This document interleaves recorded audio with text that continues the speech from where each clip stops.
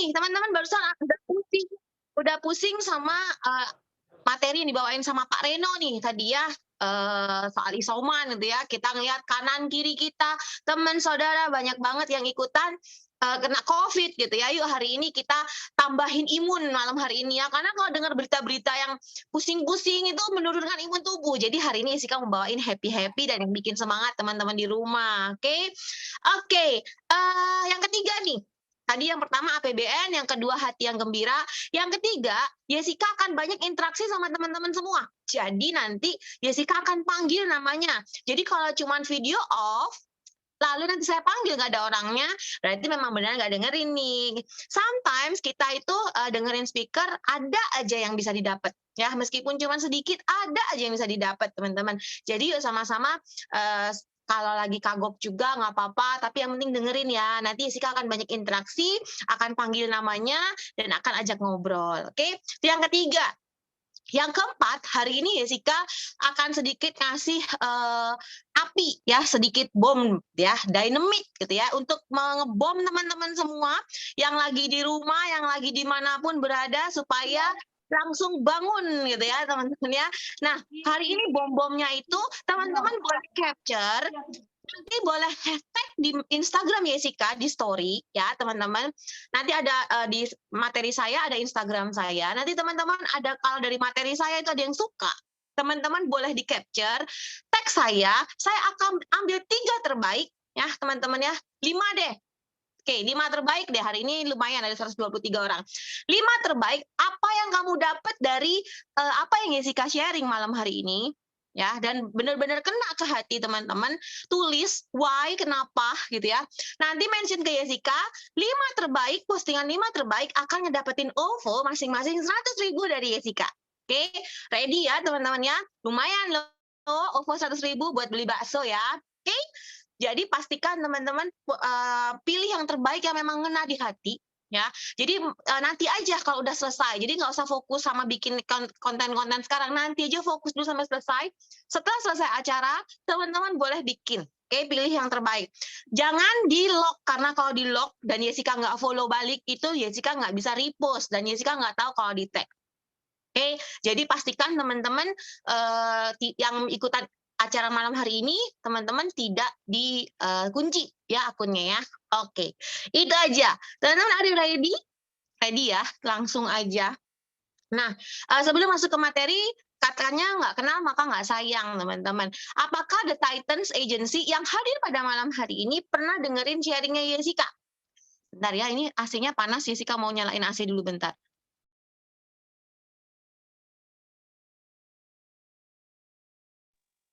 Oke, lanjut ya teman-teman ya.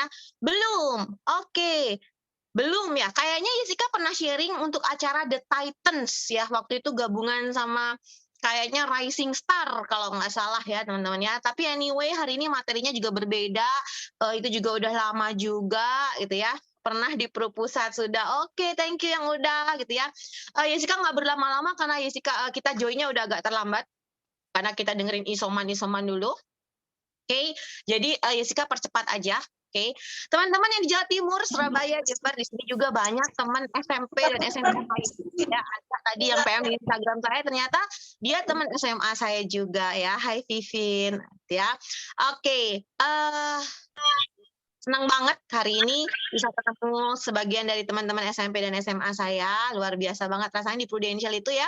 Oke, anyway saya dari Jember, Jawa Timur. Sebenarnya lebih kampungnya lagi di Sukowono, teman-teman. Ada yang tahu nggak? Kalau Jember mungkin orang Surabaya pada tahu. Tapi kalau Sukowono ada yang tahu nggak? Kalau ada yang tahu boleh tulis di sini. Oke, ada yang tahu nggak Sukowono? Nah, Jessica dari situ tuh. Jadi sebenarnya Jessica bisa bahasa Madura, bisa juga bahasa Jawa gitu ya, bisa bahasa Sunda juga, teman-teman. Ya, oke. Lanjut nih, Jessica kuliah di Bandung ya, tahun 2000 Jessica hijrah ke Bandung, kuliah di Maranatha, ambil jurusan sastra Inggris, lalu setelah lulus sastra Inggris, ya gudangnya selebras ya. Setelah lulus dari sastra Inggris di Maranatha, Jessica langsung buka butik di salah satu mall di Bandung. Ada yang pernah ke Bandung? Oke, kalau ada yang pernah ke Bandung pasti, tahu tuh Jalan Paster ya, teman-temannya, pintu tol Jakarta Bandung itu dari Paster, tol Paster ya. Begitu keluar tol Paster sebelah kanan itu ada, mall namanya Bandung Trade Center. Nah, Jessica buka toko di situ. Halo Ellen, dulu di kuliah di Maranatha ya? Hai. Oke, nah setelah itu kenapa sih Jessica kok nggak kerja? Jessica sempat cari kerja, tapi gajinya itu paling tinggi nawarin saya di tahun 2004 itu 1.500.000 teman-teman. Saat itu saya mikir, aduh 1.500.000 saya ngekos aja berapa gitu ya. Saya cukup nggak ya segitu. Saya tuh dari kecil memang senengnya, apa ya, saya dari kecil tuh pengennya, gue pengen kaya ya. Saya pengen bener-bener, papa saya dulu lumayan kaya gitu, tapi saya nggak sempat ngerasain karena begitu saya lahir, saya agak gede, itu papa saya bangkrut, ceritanya seperti itu. Dan saya sampai SMP, SMA itu nggak pernah ngalamin zaman enak-enaknya. Maka dari itu saya memutuskan, gue harus sukses gitu ya. Gue mau, jadi orang sukses, orang yang punya uang juga, eee kalau ditanya anak kecil dulu cita-citanya apa, saya tuh cita-citanya adalah jadi bendaharanya Tuhan ya, gaya banget. Tapi dari kecil memang cita-cita saya bendaharanya bendaharanya Tuhan, which is kalau bendaharanya Tuhan saya juga pengennya ditulisnya entrepreneurs gitu ya. Oke, ada Novin ya, dipakai bahasa Madura. Nah, seperti itu ceritanya asal muasalnya, teman-teman. Jadi saya nggak mau buka kerja di orang gitu ya. Akhirnya saya putuskan untuk buka toko dengan modal waktu itu dengan modal 50 juta aja, teman-teman, minjem. Itu pun minjem karena saya bukan dari orang kaya, makanya saya waktu itu pinjam uang dengan bunga, teman-teman. Karena saya rajin, saya cerita dulu ya, teman-teman, supaya nanti masuk ke inti yang saya mau bawain. Karena saya rajin, nggak lama itu dalam waktu 3 bulan itu saya udah lumayan loh, udah balik modal. Bayangin di mall 3 bulan saya balik modal teman-teman. Tuh gimana kalau seandainya saya nggak rajin dan bener-bener milih barangnya tuh bener-bener rajin banget gitu teman-teman, ngehubungin customer, nelpon customer, ada barang baru dateng gitu ya. Zaman dulu seperti itu, belum ada Instagram, belum ada Facebook pertamanya itu 2009, ya awal-awal lah 2004 waktu itu ya teman-teman ya. Nah setelah itu singkat cerita, zaman-zaman 2007, 2008 itu Jessica banyak banget yang nawarin jadi agen asuransi. Dari merah, biru, hijau, Tosca, segala macam nawarin teman-teman. Tapi Jessica nggak mau. Jessica-nya terlalu sombong ya. Jessica sombong banget dalam hati, ih ngapain gue jadi agen asuransi, gue punya toko kok, dalam 3 bulan gue juga udah balik modal, gue 6 bulan juga bisa beli mobil gitu kan. Di mana teman-teman gue masih jadi karyawan, gue bisa beli mobil gitu ya, udah income-nya udah gede gitu ya. Jadi saya memandang rendah, memandang sebelah mata profesi agen asuransi waktu itu teman-teman. Banyak banget yang nawarin saya jadi agent, saya nggak mau, nggak mau, nggak mau, dan nggak mau gitu ya. Sampai di tahun 2010 itu toko saya mulai menurun. Ya, toko saya butik itu saya dari 1 jadi 2 jadi 3 jadi 4 gitu ya teman-teman. Akhirnya tutup satu persatu karena udah mulai zaman online ya, mall tuh udah mulai sepi tahun 2009, 2010. Nah, di 2010 akhirnya saya putuskan, udahlah saya tutup aja karena saya bangkrut teman-teman. Bolehlah diomongin bangkrut gitulah ya, karena mall makin lama makin sepi. Sedangkan kalau dagang baju itu di mall tuh harus setiap minggu ganti. Teman-teman yang pernah dagang baju di mall tuh pasti ngerti. Setiap hari Senin ke Jakarta, ke Mangga 2 untuk belanja dan itu ganti terus barangnya. Kalau barang yang minggu lalu nggak laku, berarti jadi barang mati gitu kan ya teman-teman. Nah seperti itu jadinya, dan kontrakan naik terus, service charge naik terus gitu ya. Akhirnya ya udahlah, gue putusin tutup. Saya mulai ke online. Jadi dari tahun 2010 sampai 2015 itu saya jadi online shop, teman-teman. Ya, jadi dari 2004 sampai 2010 saya buka toko di mall. Lalu 2010 saya putuskan tutup dan saya bikin jadi berubah jadi online shop. Nah, ketika jadi zaman online shop itu saya mulai rame, teman-teman. Jadi waktu 2010 itu saya tutup toko dengan meninggalkan hutang. Hutang kartu kredit, teman-teman ya. Kartu kredit saya juga minjem kartu kredit cici saya gitu ya. Buat apa ya? Buat nutupin ketika saya belanja baju, bukan untuk hutang konsumtif ya, tapi hutang dagang. Saya nutupin beli barang lagi tuh pakai kartu kredit dan akhirnya nyesek. Saya bayar minimal terus, teman-teman. Apa yang terjadi ketika saya bayar minimal? Hutangnya menjadi berbunga. Saya dikejar-kejar debt collector gitu ya, teman-teman ya. Kartu kredit tuh ngejar-ngejar saya, tapi saya nggak lari. satu hal ketika kita berhutang, kita hadapin gitu ya. Saya hadapin katanya kalau ada debt collector tuh galak, saya lebih galak. Tadi kalau teman-teman dengar video sandipan saya, katanya Jessica galak gitu ya. Nah, begitu debt collector datang, Jessica lebih galak teman-teman. Tapi saya bilang, Bapak gimana mau nagih saya kalau saya nggak ada uang? Saya mau bayar, tapi kasih saya caranya supaya saya bisa nyicil. Akhirnya dikasih cara dan dari yang galak sampai akhirnya jadi temenan teman-teman sama si debt collectornya, bayangin ya. Nah akhirnya saya minta dicicil. Nah puji Tuhan waktu online shop teman-teman tahu nggak? Ibu-ibu nih pasti tahu nih tas WB pada zamannya, tuh tas WB sama sepatu Jelly Shoes ya teman-teman ya. Sepatu Jelly Shoes itu loh, yang dari Bangkok, yang bunga-bunga, yang wangi. Nah itu seluruh Indonesia banyak banget yang PO, tapi nggak ada barang masuk, katanya lampu merah gitu ya. Nah saya tiba-tiba dapat BBM dari supplier saya, ini gue ada 10.000 pasang sepatu jelly flower, kata, lu mau jualin nggak? Gue lagi mau merit, gue males jualin. Waduh, saya ini lagi gak ada uang, banyak utang gitu ya. Kalau gue ditambah ngambil ini, tapi gue maunya diambil semua ya, gaji gue nggak ngurus lagi, gitu yang bilang begitu. Waduh, dalam hati saya nih, tapi kalau gue ambil semua dan laku,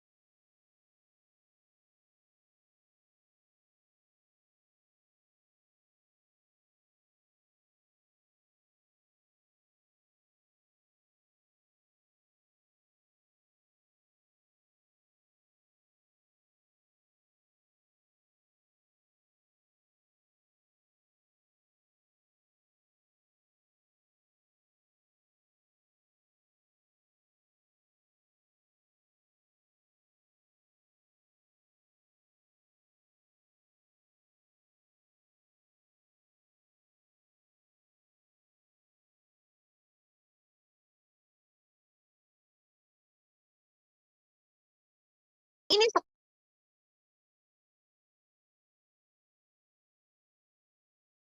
oke. Nah, saya bilang, Fem, ada kerjaan nggak di kantor lo? Tapi jangan jadi gitu. Jangan jadi agent ya, jadi admin aja. Buat siapa? Buat dedek gua, saya bilang gitu. Terus dia bilang, ya udah sok aja datang. Dia bilang itu datang. Saya datang ketemu sama bosnya Femi, yang which is leader saya, teman-teman. Namanya Pak Freddy ya. Pak Freddy ini usianya ketika saya join, waktu saya ketemu Pak Freddy di November 2015. Bulan November 2015 saya ke kantor Prudential, ketemu sama Pak Freddy. Di situ Pak Freddy umur 69 tahun waktu itu teman-teman. Simple banget waktu ketemu Pak Freddy cuma bilang, "Hai Jessica, how are you?" gitu ya. "Jessica, kamu senyumnya manis sekali," gitu ya. "Kamu tuh sebenarnya cocok ngejalanin bisnis Prudential." Hanya sesimpel itu teman-teman ya. Waduh ya, kalau Pak Freddy 30 tahun atau 40 tahun lebih muda mungkin saya kelepek-kelepek gitu ya teman-teman ya. Nah, singkat cerita saya ngelihat di kantornya tuh banyak piala Dewi Pru ya, Lady Prudence, dan saya nanya, "Ini apa?"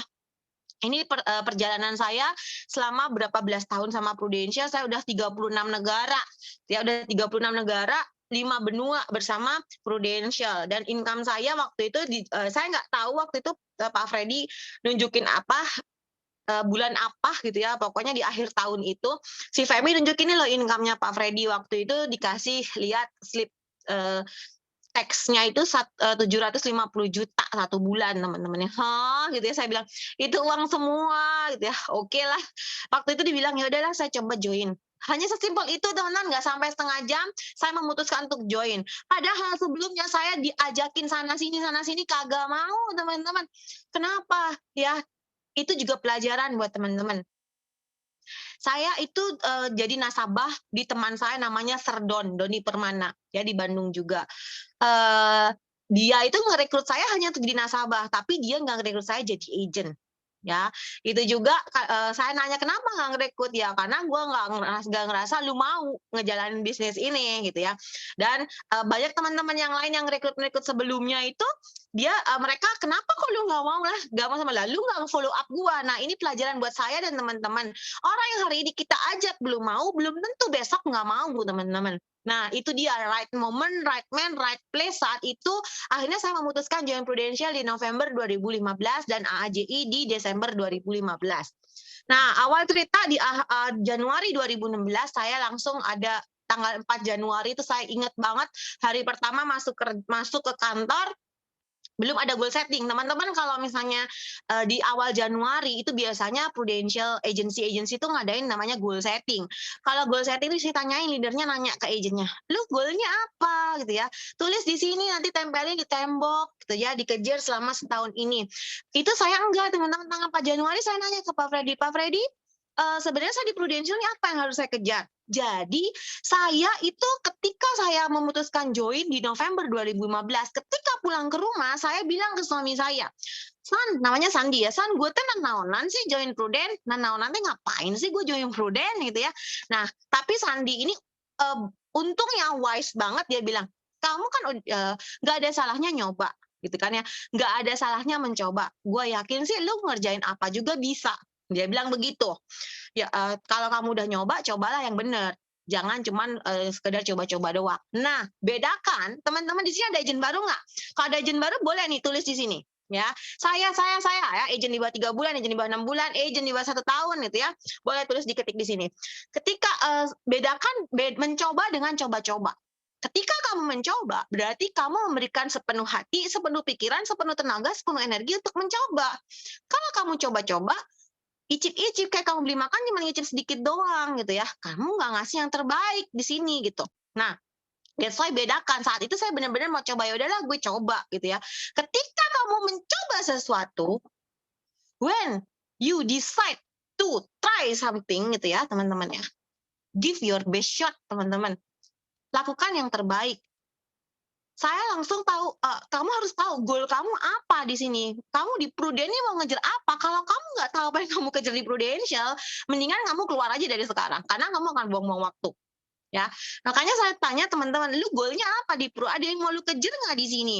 Entah itu kebebasan income, kebebasan waktu, lu pengen punya income sendiri, ibu-ibu rumah tangga di sini. Mungkin kamu udah kaya, suamimu udah bisa provide semuanya. Tapi kalau lu punya uang sendiri dan ngasihin uang sendiri, itu lebih gila banget. Ada lagi selain uang, di Prudential nggak cuma sekedar soal materi, soal aktualisasi diri. Ya, lu biasanya cuma jadi ibu rumah tangga yang dikasih gitu ya, tapi hari ini lu bisa membuktikan deh kalau kamu bisa ngelakuin sesuatu dan bisa berguna bagi banyak orang dan kamu bisa jadi berprestasi, itu aktualisasi diri. Selain itu kamu juga bisa di sini membantu hidup banyak orang. Tujuan gue bukan duit di sini gitu ya. Gue secara income sih udah gede, dari bisnis gue juga udah jalan, suami gue juga provide gue money, big money gitu ya. Nah, gue di sini cuma pengen bantu edukasi orang lain supaya dapat proteksi terbaik, ataupun gue akan bantu orang lain di luar sana untuk mendapatkan income ratusan juta. Seperti gue gitu kan, misalnya seperti itu. Kalau saya cuma punya usaha biasa, gue nggak mungkin ngegaji mereka 100 juta per bulan cuy gitu ya. Tapi kalau gue ngajak mereka berbisnis di Prudential dan mereka sukses di sini, mereka bisa dapat income ratusan juta per bulan.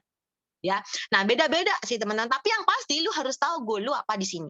Oke, itu yang paling penting. Kalau lu nggak punya goal di Prudential atau dalam ngelakuin apapun lu nggak punya goal, lu akan seperti perahu di tengah lautan nggak tahu arah tujuan. Nanti lu akan nyanyi, aku bagai nelayan, gitu ya, yang kehilangan arah. Nah, seperti itu teman-teman. Kalau kamu nggak punya goal, nggak tahu harus ngapain, lu kayak kapal yang nggak punya arah, gitu ya. That's why lu harus tentuin sekarang.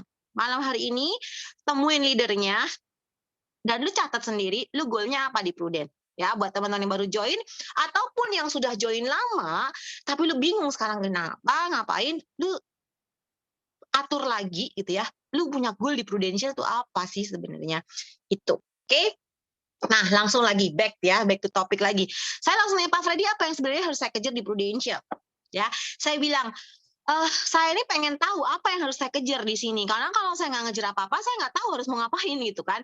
Pak Freddy bilang, "Lu harus kejar Star Club, kalau lu mau paling tinggi namanya PCC." Waktu itu zaman saya Titanium Star Club, teman-teman. Waktu itu ke Amerika, ke San Francisco. Dia bilang paling tinggi itu Titanium PCC 1 miliar. Oke, zaman itu 1 miliar. Dia bilang, "Dalam 1 tahun ini kamu kejar 1 M." Saya bilang, "Hah? Dalam 1 tahun? Gampang banget." Nah, kalau teman-teman yang basically seorang pengusaha 1 miliar omset itu tuh gampang teman-teman. Dalam 1 bulan juga bisa dapetin omset cuma 1 miliar gitu ya. Dalam hati 1 bulan juga gue bisa dapetin ya. Sombong, sayanya sombong ya. Tapi karena nggak berani, ya udah saya bilang ya udahlah Pak, saya kejar PCC, saya kejar dalam 6 bulan. Saya bilang begitu. Oke, akhirnya saya ngomong 6 bulan, saya nggak tahu Pak Freddy dalam hati ngomongin apa, mikirnya gimana gitu ya. Anyway, tapi dia bilang, oke kamu pasti bisa. Itu udah sistematis ya, sistematis dan masif ya. Leader pasti bilang, kamu pasti bisa gitu ya. Itu pun Pak Freddy bilang sama saya seperti itu. Uh, Terus begitu saya tahu 1 miliar ternyata gede, oh my god, gitu ya. Ternyata omset 1 miliar di Prudential beda sama di konvensional ya.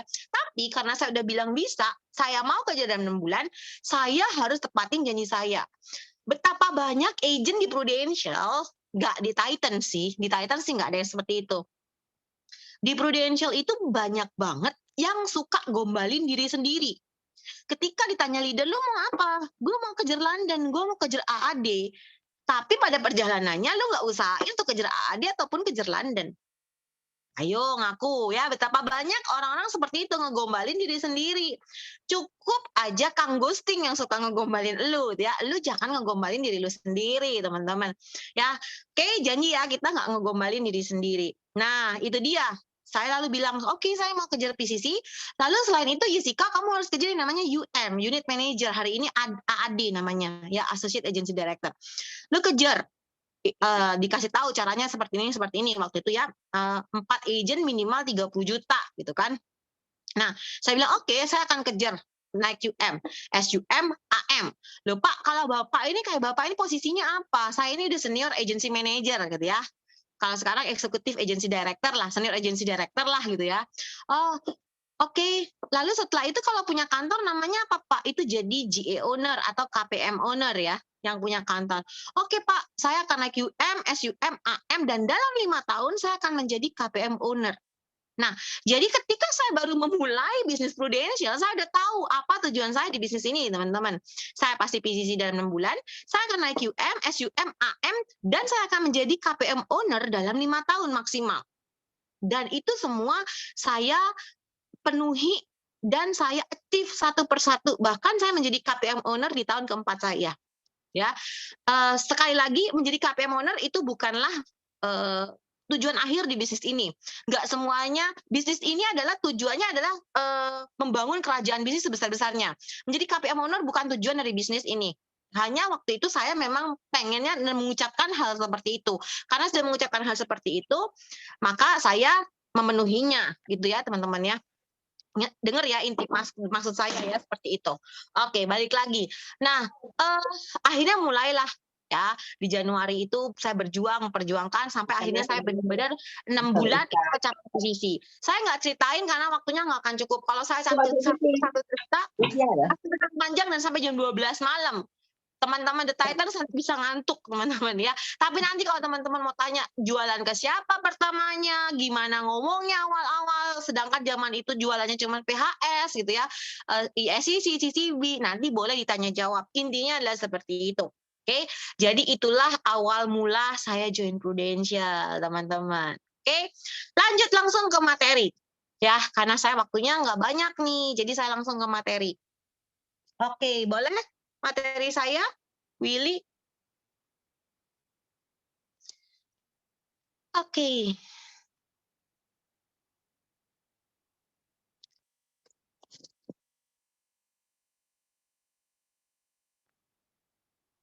Oke, saya kasih judulnya adalah Building Business Empire, teman-teman ya. Kebanyakan orang ketika join Prudential ngiranya dia jadi agent asuransi. Ya nggak? Ayo, ya kan? Kebanyakan orang mikirnya jadi agent asuransi. Tidak, teman-teman. yang kita harus bangun di Prudential itu adalah bisnisnya. Bangunlah kerajaan bisnisnya. Seperti apa sih kerajaan bisnis Prudential? Nanti tanya ke leader masing-masing yang udah leader, kasih tahu ke agent-agentnya kayak apa sih bisnis empire di Prudential itu, ya teman-teman ya. Nah, lanjut ke next slide teman-teman. Oke. Nah, saya mau tanya sama teman-teman di sini. Oke. Kalau saya nanya teman-teman, Anda itu sebenarnya masuk join Prudential dan sekarang udah ada di Prudential. Aduh, sorry. Anda itu sebenarnya menjadikan Prudential sebagai apa sih? Yuk, boleh langsung dikeluarin semua aja, nggak apa-apa.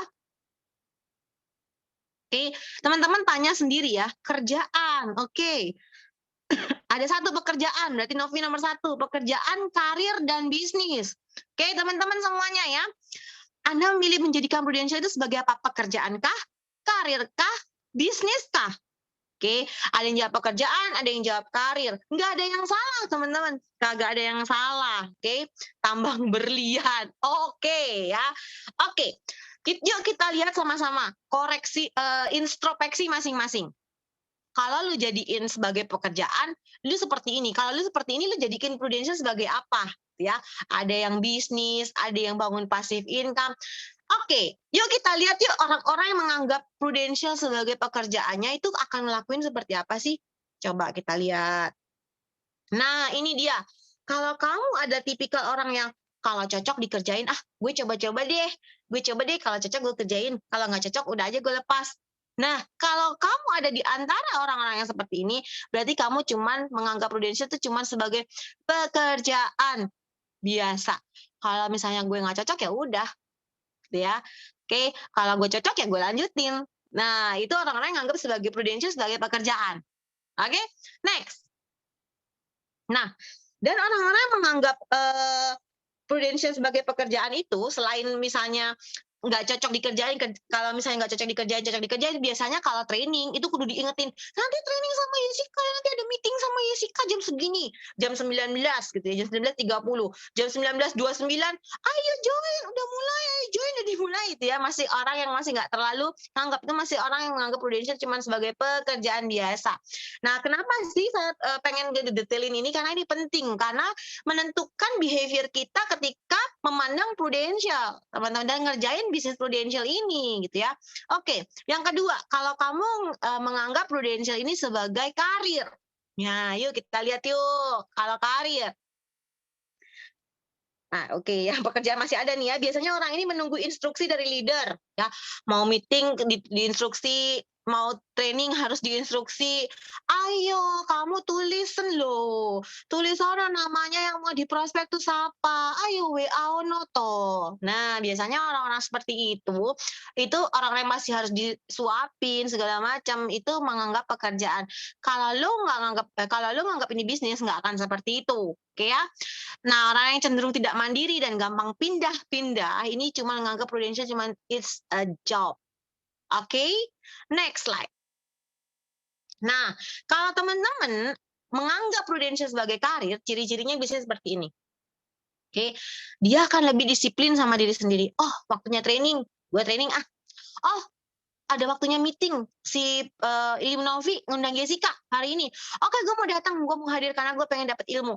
Gitu ya, disiplin sama diri sendiri karena gue pengen naik karir, gue mau naik AD, gue mau naik AD gitu ya. Nah, itu adalah orang-orang yang menganggap itu sebagai karir, tapi dia itu cuma mau ngerekrut doang, setelah itu nggak ngurusin lagi gitu. Oke, kata leader gue kalau mau naik AD gue harus ngerekrut, oke gue ngerekrut, tapi setelah itu nggak ngurus gitu loh. Ya nggak peduli si anaknya mau gimana segala macam, ya udah. Nah, itu cenderungnya seperti itu. Jadi yang penting gue naik karir, nggak peduli sama yang lainnya. Nah, ini orang-orang yang menganggap Prudential itu cuma sebagai karir. Salah? Nggak salah, pilihan. Apakah orang yang menganggap Prudential sebagai pekerjaan salah? Enggak juga, itu pilihan. Yang menganggap karir? Ya pilihan. Nah, kita lihat nih, kalau kamu menganggap Prudential sebagai bisnis, nah setelah itu kita akan bahas soal bisnis sedikit, oke? Yuk, lihat yuk. Bisnis. Oke, nah jadi kalau orang-orang yang memandang Prudential sebagai bisnis, itu sudah dari awal join udah tahu, oke, bisnisnya gila nih ya, Prudential nih bisnisnya keren banget. Jadi kalau lo saat ini join Prudential dan nggak nganggap bisnis Prudential itu bisnis keren, kamu harus tanya lagi, temuin leadermu. Oke? Abis sesinya Jessica, kamu tanyain lagi, temuin leadermu. Sebenarnya bisnis Prudential nih kayak apa sih, Der? Gitu ya. Sebenarnya kayak gimana sih gitu ya. Nah, kalau kamu dari awal udah tahu ini bisnis keren gitu ya, maka kamu akan langsung fokus, oke, gue akan bangun bisnisnya, gue akan serius. Kayak sama aja kayak lu kalau mau bangun restoran, lu mau buka restoran. Nah, ketika lu mau bikin restoran, lu akan kasih waktu lu sepenuh hati, mikirin lagi lu dekornya kayak gimana, terus gimana cara reklamenya, ngiklaninya, manggil food blogger, dan lain-lain. Otak lu akan keputar terus. Jadi ketika lu menganggap Prudential sebagai bisnis yang keren dan luar biasa, maka lu akan pakai segenap pikiran dan tenaga dan hati lu untuk lu ngerjain bisnis ini, teman-teman. Oke? Nangkep ya teman-teman ya, dan fokusnya untuk pengembangan bisnis. Kalau lu masih nganggapnya naik karir doang, udahlah yang penting gue start club, gue naik AD nggak peduli rekrutan gue, nggak peduli tim gue, segala macam, lu masih nganggap Prudential sebagai karir. Tapi kalau lu mau nganggap Prudential sebagai bisnis, lu akan ngegedein bisnis Prudential, teman-teman. Oke? Nah, sekarang saya pengen tahu nih teman-teman, setelah saya jelasin dari 3 ini, dari sebagai pekerjaan, sebagai karir, sebagai bisnis. Teman-teman saat ini pengen memutuskan menjadi pebisnis asuransi, atau berkarir di asuransi, atau sebagai agen asuransi aja. Agen asuransi, berkarir sebagai agen asuransi, atau pebisnis asuransi. Yuk dijawab yuk. Dari tadi saya cuma lihat Novi nih, Novi. Oke, Regan juga ada bisnis. Oke, pebisnis asuransi. Nah, sekarang saya mau nanya nih sama Yufa. Hai Yufa, hai Yufa. Hai Yufa. Oke, Yufa. Hai. Hai. Yufa, Halo. menurut bisnis itu apa sih, Yufa? Apa ya, saat kita saat kita menginvestasikan sesuatu, baik itu uang atau kemampuan kita, dan kita mendapatkan hasilnya secara maksimal. Oke, Itu keren sih. banget. Thank you, Yufa. Lalu ada Regen, tadi yang bilang Oke. pebisnis asuransi Regen. Regen AD atau agent? Siapa? Saya? Regen. Oke, thank Oh, you, Yufa. oke. Regen, balik. Oke. Oke, thank you, Yufa. Regen, are you there? Regan. Regen, oke. Lidah bule ya, Regen. Regen, oke, Regen. Kamu agen AAD atau AAD? Ada nggak? Novi kalau gitu, Novi. Novi? Ya, pagi. Pagi, Novi. Kamu agent AAD atau AD, Novi? AAD, Ceng. AAD, Novi. Menurut kamu bisnis itu apa? Bisnis itu sesuatu yang kita, apa ya, kan ada 4 itu ya, atas ya, pebisnis ya. Sesuatu yang kita kerjakan dengan passion mungkin ya, Ce ya. Sesuatu yang kita kerjakan dengan passion. It's the meaning of business menurut Novi. Oke, thank you, Novi. Thank you. Teman-teman, pernah nonton film Hollywood nggak? Bukan Bollywood ya, Bollywood India, Hollywood, film bule ya, Amerik ya. Pernah ya? Kalau ada kata-kata kalimat gini, it's not your business. Apa sih itu artinya? Coba boleh ketik di sini, it's not your business. Apa artinya? Urusanmu, ya. Urusan. Bisnis di sini apa? It's not your business. Oke. Urusan, bukan urusan. Iya, betul. Ini teman-teman yang lain udah pada tidur kah? Oke, yuk The Titans. Bangun. Oke, kepentingan, urusan. Oke, it's not your business. Bisnis di sini artinya adalah urusan, teman-teman. Jadi, bisnis itu adalah urusan, ya, mengurusi kebutuhan orang lain. Ketika lu berbisnis makanan, maka lu mengurusi kebutuhan orang lain akan pangan. Ketika lu berbisnis pakaian, lu mengurusi kebutuhan orang lain akan pakaian. Ketika lo berbisnis transportasi, lo mengurusi kebutuhan orang lain berpindah dari satu tempat ke tempat yang lain.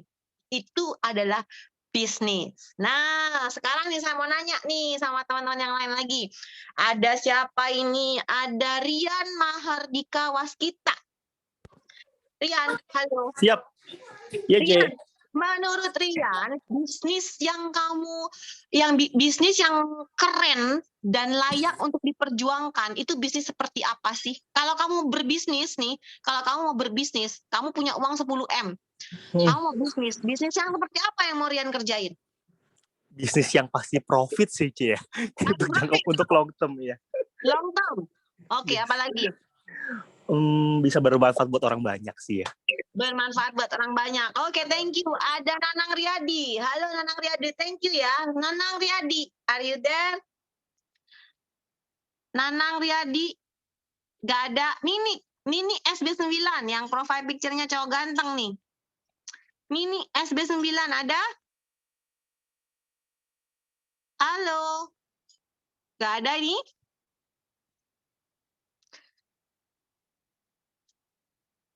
Gak ada semua ya? Oke, Adi Sujatmika. Ada Adi? Ini nggak ada semua? Halo? Suara saya ada nggak ya? Ada. Ini dengan siapa? Dengan Adi? Iya, di Halo Adi. Adi, kalau kamu punya uang 10 M sekarang nih, bisnis seperti apa yang kamu mau kerjain, Adi? bisnis apa? Banyak sih dengan duit 10 M. Bisnis seperti apa? Iya, Boleh yang jual beli tanah. bisnis yang bisa jalan tanpa tanpa harus Autopilot. intens untuk campur tangan di situ. Autopilot Ya, betul, maksudnya. autopilot. Oh, thank Iya. you Adi. Terima kasih teman-teman. Semua jawabannya keren dan luar biasa. Itu benar juga semua. Nah, teman-teman, Jessica ini tadi kan cerita nih. Di 2016 Jessica kejar balik lagi ya. Jadi Jessica akan cerita materi, kemudian cerita apa yang Jessica alami. Boleh ya teman-teman ya. Mudah-mudahan nggak bosen. Aja supaya teman-teman nangkep apa yang Jessica maksud nantinya ujungnya. Oke, karena kita hari ini kita bahas membangun bisnis di Prudential. Oke. Nah, di 2016 Jessica kejar PCC 6 bulan, lalu Jessica kejar UM. Oke. Jessica naik UM dengan 1,8 miliar waktu itu. Di 2017 ada peralihan sistem. Oke, ada peralihan sistem di mana dari UM langsung jadi AAD di tengah tahun dan langsung bisa kejar AD di akhir tahun. Oke. Nah, di situ teman-teman Jessica benar-benar harus ngerekrut gitu ya. Di awal tahun 2017 ketika Jessica jadi UM, Jessica di WhatsApp sama Doni Permana. Ingat nggak yang saya bilang Doni Permana itu saya nasabahnya Doni. Dia bilang, "Fang, nama saya Mei Fang. Fang, kamu harus ngerekrut, bangun bisnisnya." Saya dengan entengnya bilang ke Doni, nggak mau, gua mau jualan aja, ribet ngurus orang. Saya bilang begitu teman-teman. Ya udah terserah, yang penting gue udah ngomong ke lu, kata Serdon ya, kata Doni. Lalu nggak lama kemudian ada acara Prudential waktu itu di Fave Hotel dan saya ikutin acaranya Dr. Dandung waktu itu teman-teman, mungkin tahu ya. Nah, di situ lalu kan karena beliau top recruiter, kita mbah gila Dr. Dandung ya, top recruiter bisa ngerekrut sampai segini banyak dan top cases gitu ya. Lalu saya bilang, duh gila keren. Nah, salah satu leader Jawa Barat yang udah senior, cewek waktu itu bilang gini ke Jessica, Jessica, kamu mah nggak akan bisa jadi membangun bisnisnya Prudent. Dia bilang gitu, lu mah nggak akan bisa, lu mah tipe produser. Saya digituin gitu sama salah satu leader di Jawa Barat. Saat itu juga saya bilang, enggak, kata siapa, saya bisa. Langsung teman-teman, padahal Serdon itu bilang baik-baik, saya nggak mau. Tapi ini orang ngomong langsung nantangin saya langsung, gue mau bangun bisnisnya Prudential. Teman-teman, for your information, agensi saya adalah agensi di mana isinya itu kebanyakan adalah orang tua. Oke, host boleh ada yang bocor satu, terima kasih. Oke, nah di agensi Jessica itu adalah agensi yang mayoritas isinya adalah orang-orang tua, teman-teman. Oke, lalu di situ juga banyaknya produser rata-rata ya. Jadi di kantor saya rata-rata produser isinya. Nah, di saat itu saya langsung cari tahu di Prudential ini siapa yang paling bagus bangun bisnisnya. Banyak sih, tapi pilihan saya waktu itu jatuh ke Herianto Tandra. Lalu saya cari turunannya Herianto Tandra di Bandung. Di situ ada Legacy dan Rock Agency. Di situ saya cari tahu gimana sih bangun bisnisnya Prudential gitu ya. Dan saya mulai ngedeketin teman-teman Legacy dan Rock Agency, teman-teman. Kebetulan saya sempat ikutan dapat Aum Bali Lombok dan segala macam, dan dapat startup dan dapat Titanium Startup juga, dan banyak kontes. Jadi saya kenal banyak orang juga dari Legacy dan Rock. Saya banyak belajar. Nah, di situ saya putuskan, oke, gue akan nge-recruit, gue akan benar-benar bangun bisnisnya di Prudential, gue akan buktikan bahwa dia salah menilai gue gitu ya. Saya di semester pertama 2017, saya nge-recruit coaching, join fieldwork, gila-gilaan sendiri, oke? Karena banyaknya rekrutan saya itu masih karyawan waktu itu, jadi malam ngajarnya. Jadi sejak dari agent sebenarnya saya udah ngajar agent rekrutan saya sendiri. Saya karena berpikir, udahlah ini kan buat gue, ya udah kalau gue nggak bisa ngandelin leader, ya udah gue kerjain sendiri karena ini memang bisnisnya gue gitu ya. Nah, di tahun 2017 itu saya ngerekrut orang banyak, saya tuh sampai nyewa kafe ngajarin teman-teman, dan itu saya sendiri yang turun tangan gitu ya. Di saat yang bersamaan saya bersyukur karena saya ada di agensi seperti itu sehingga saya belajar mandiri. Oke. Dan di situ saya akhirnya ngerekrut segala macam. Tahu nggak teman-teman, 6 bulan pertama Januari sampai Juni 2017 itu Jessica benar-benar down. Nggak ada satupun yang jadi. Saya naik AD gitu, tapi bukan benar bisnisnya, bukan yang dari tim gitu ya. Banyaknya jualan pribadi. Di situ saya ngerasa aduh nggak bisa nih kayak gini gitu ya. Lalu 2017 semester kedua, Juli sampai Desember, saya tetap lagi nge-coaching lagi, ngerekrut lagi, join fieldwork lagi gitu ya. Sampai saya tuh aduh ya Tuhan gitu ya, kayak kieu-kieu gitu ya, gini-gini amat gitu ya, jadi membangun bisnis di Prudential teh gitu ya.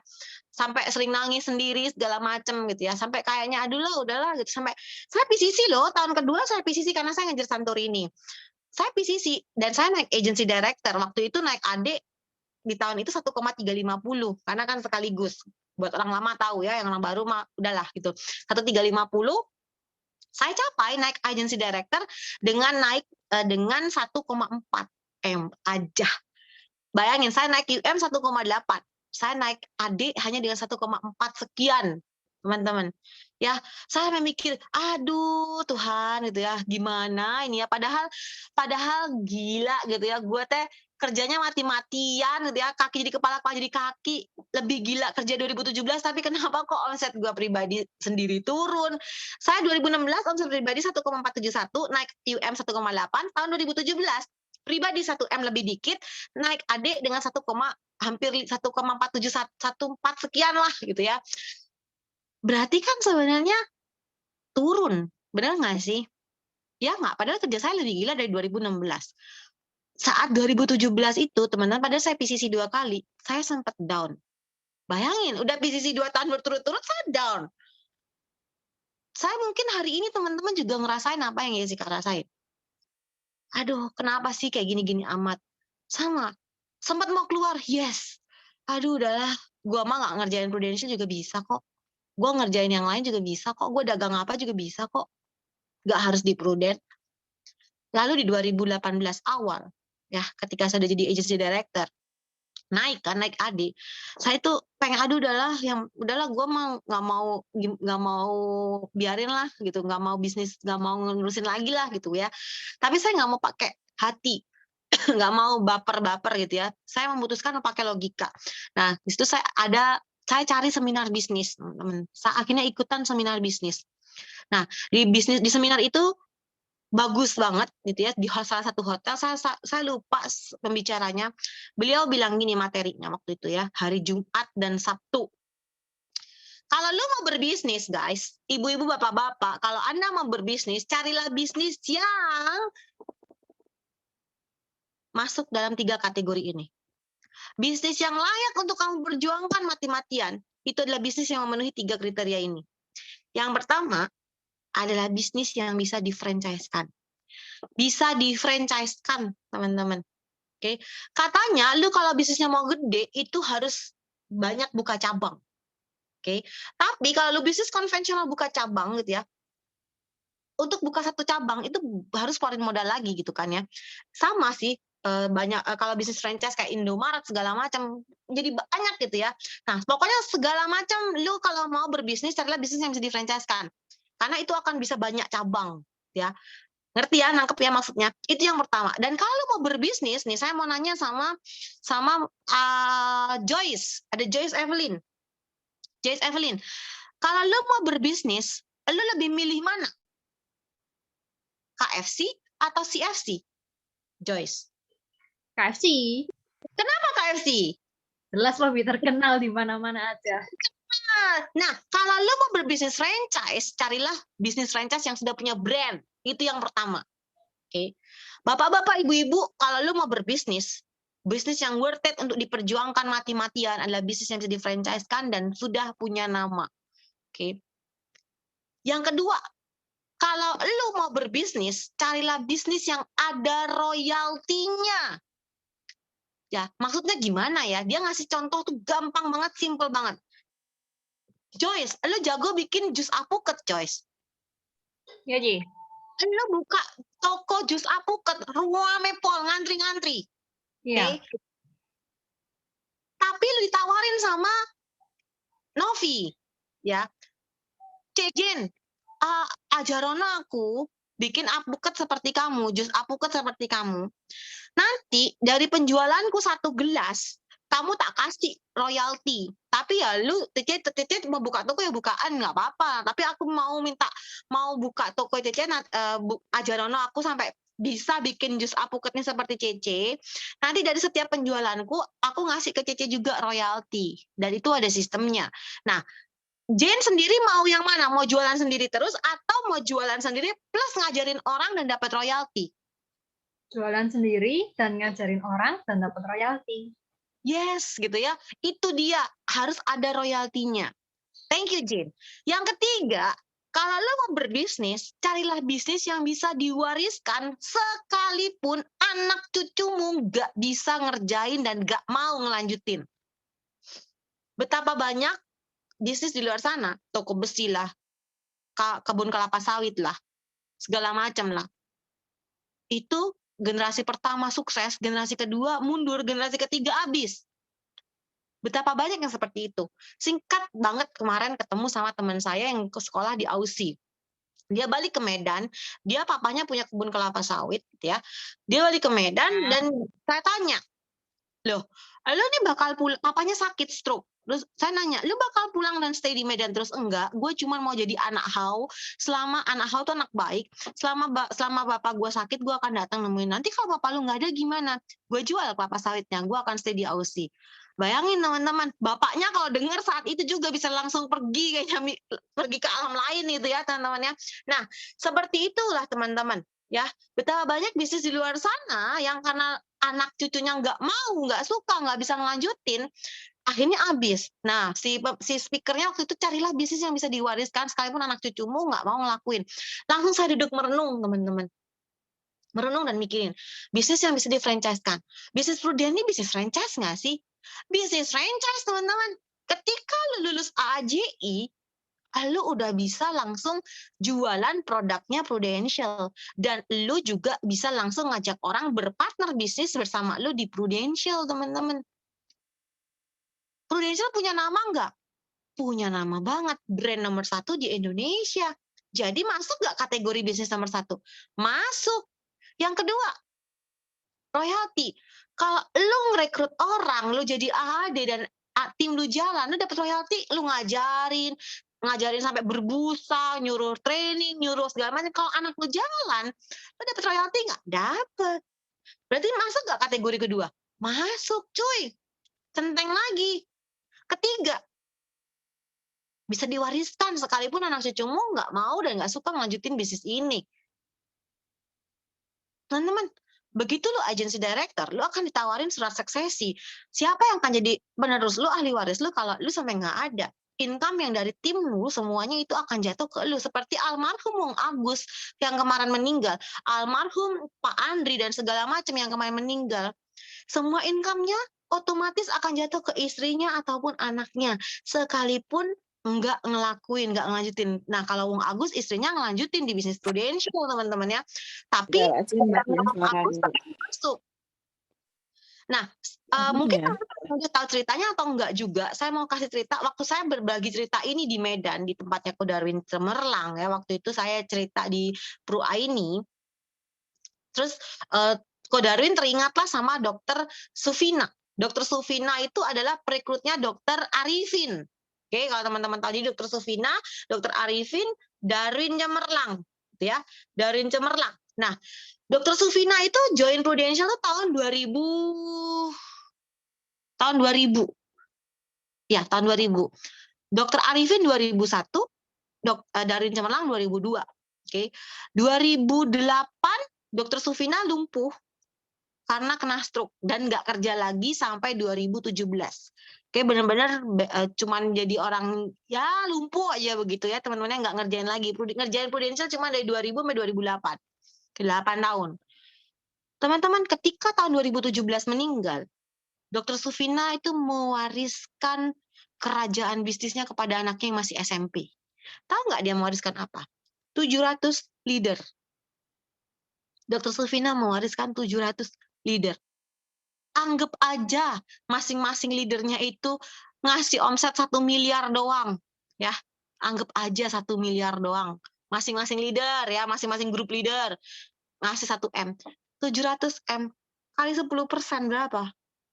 Gila, pokoknya setelah ditanya ke pusat gitu ya, dan saya juga memastikan ketemu sama Pak Rusli waktu itu ya, Dokter Sufina mewariskan passive income tanpa harus jualan lagi, anaknya masih SMP, dan jatuh ke suaminya dokter spesialis kandungan di Medan terkenal, itu kurang lebih 750 juta per bulan, teman-teman.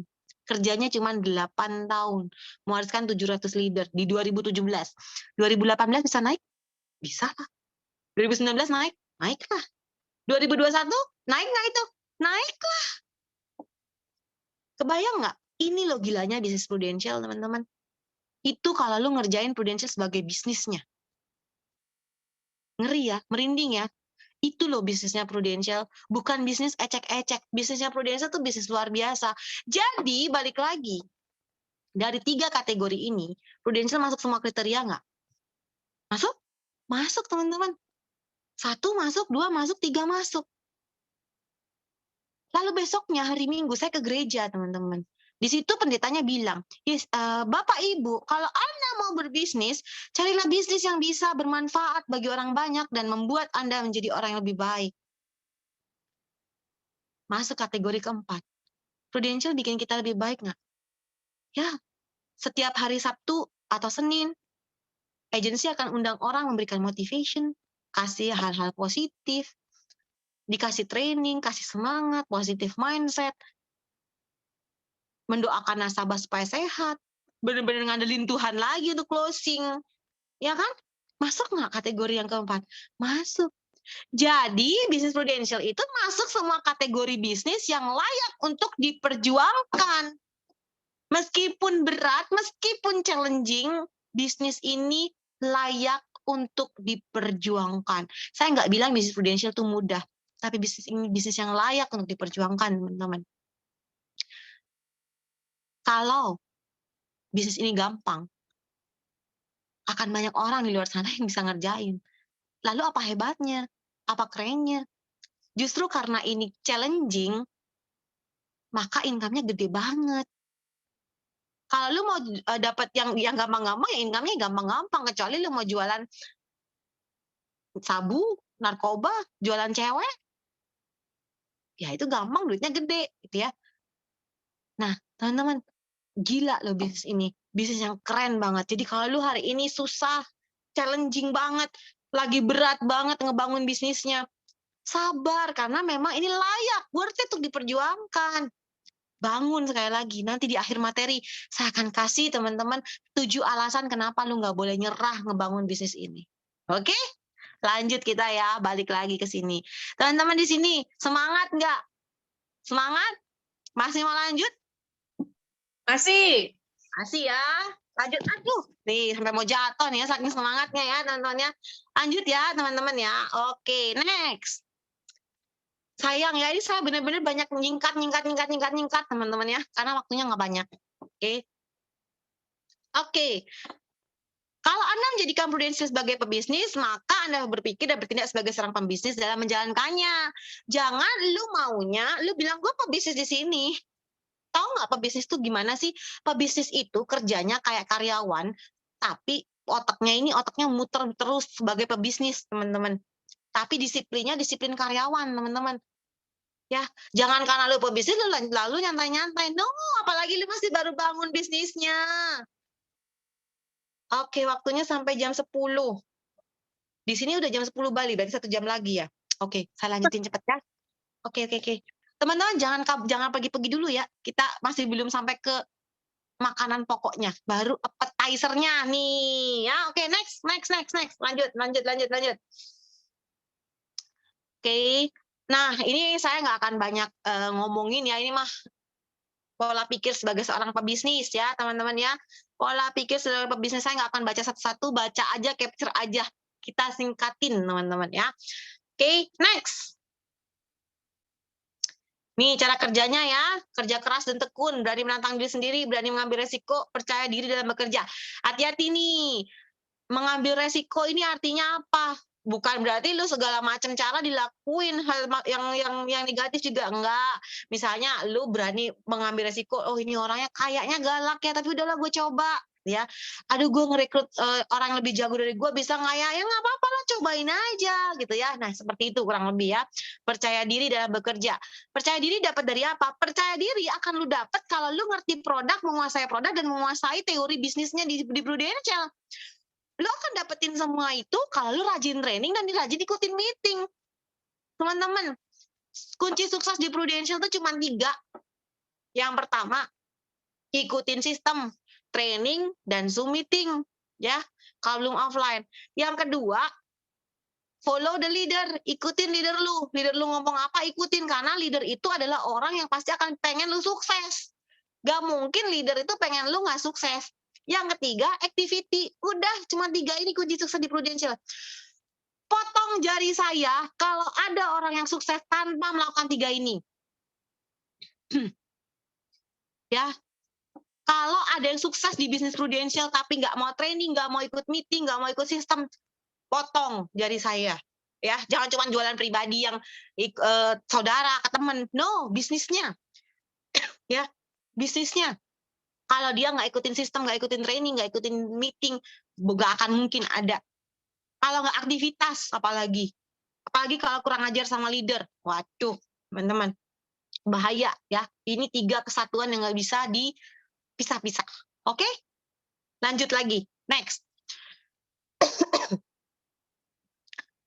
Nah, teman-teman, tadi di sini saya bilangnya pada mau jadi pebisnis, katanya ya. Pebisnis. Nih, saya mau kasih tahu, ada 3 tipe pebisnis. Oke? Kita sama-sama cek-recek ya. Nih, pebisnis yang pertama adalah pebisnis yang finding solution. Finding solution itu apa sih? Orang yang mencari solusi atas masalahnya. Gue join Prudential karena gue kelilit utang. Gue join Prudential karena gue kemarin gajinya dipotong 50%. Gue join Prudential karena bisnis gue turun 50%. Salah nggak? Enggak salah. Bener kok. Memang benar di Prudential lo akan bisa dapat income lebih. Lo akan bisa bayar utang kalau lo dapat komisi gede. Bisa semuanya. Tapi orang-orang tipe pebisnis yang finding solution, ketika solusinya sudah tercapai gitu ya, setelah selesai solusinya, ya udah gitu ya. Setelah masalahnya udah beres gitu loh ya, udah solusi, sudah nemuin solusinya gitu ya. Ya udah, so what next gitu ya. Udah deh, bye bye. Gue udah bayar utang, bye bye Prudent. Nah, tipe yang pertama. Salah? Nggak juga, terserah Anda aja. Ya. Yang kedua, tipe pebisnis abundance. Maksudnya apa abundance? Gue join Prudential karena gue pengen ngumrohin orang tua gue. Gue join Prudential karena gue pengen beli rumah. Gue join Prudential karena gue pengen beli mobil. Gue join Prudential karena gue pengen keliling dunia. Salah? Enggak salah. Benar, memang Prudential memang akan bisa kasih itu semua. Tapi orang-orang yang tipe abundance, kalau udah dapat semuanya, ya udah comfort zone. Oke? Nah, tipe pebisnis yang ketiga adalah tipe pebisnis yang grower bigger, yang selalu mau bertumbuh dan berbuah. Adalah tipe orang pebisnis yang selalu mau belajar belajar, mau mendengarkan, mau untuk turun, mau untuk melayani, mau untuk terus mencoba berjuang. Nah, ini adalah tipe-tipe pebisnis. Teman-teman mau jadi tipe pebisnis yang mana nih? 1, 2, atau 3? Boleh dong tulis di sini. Oke. Ya, kalau teman-teman mau grower bigger, jadi pebisnis yang grower bigger, teruslah berjuang, terus belajar, dan terus training. Oke, next slide.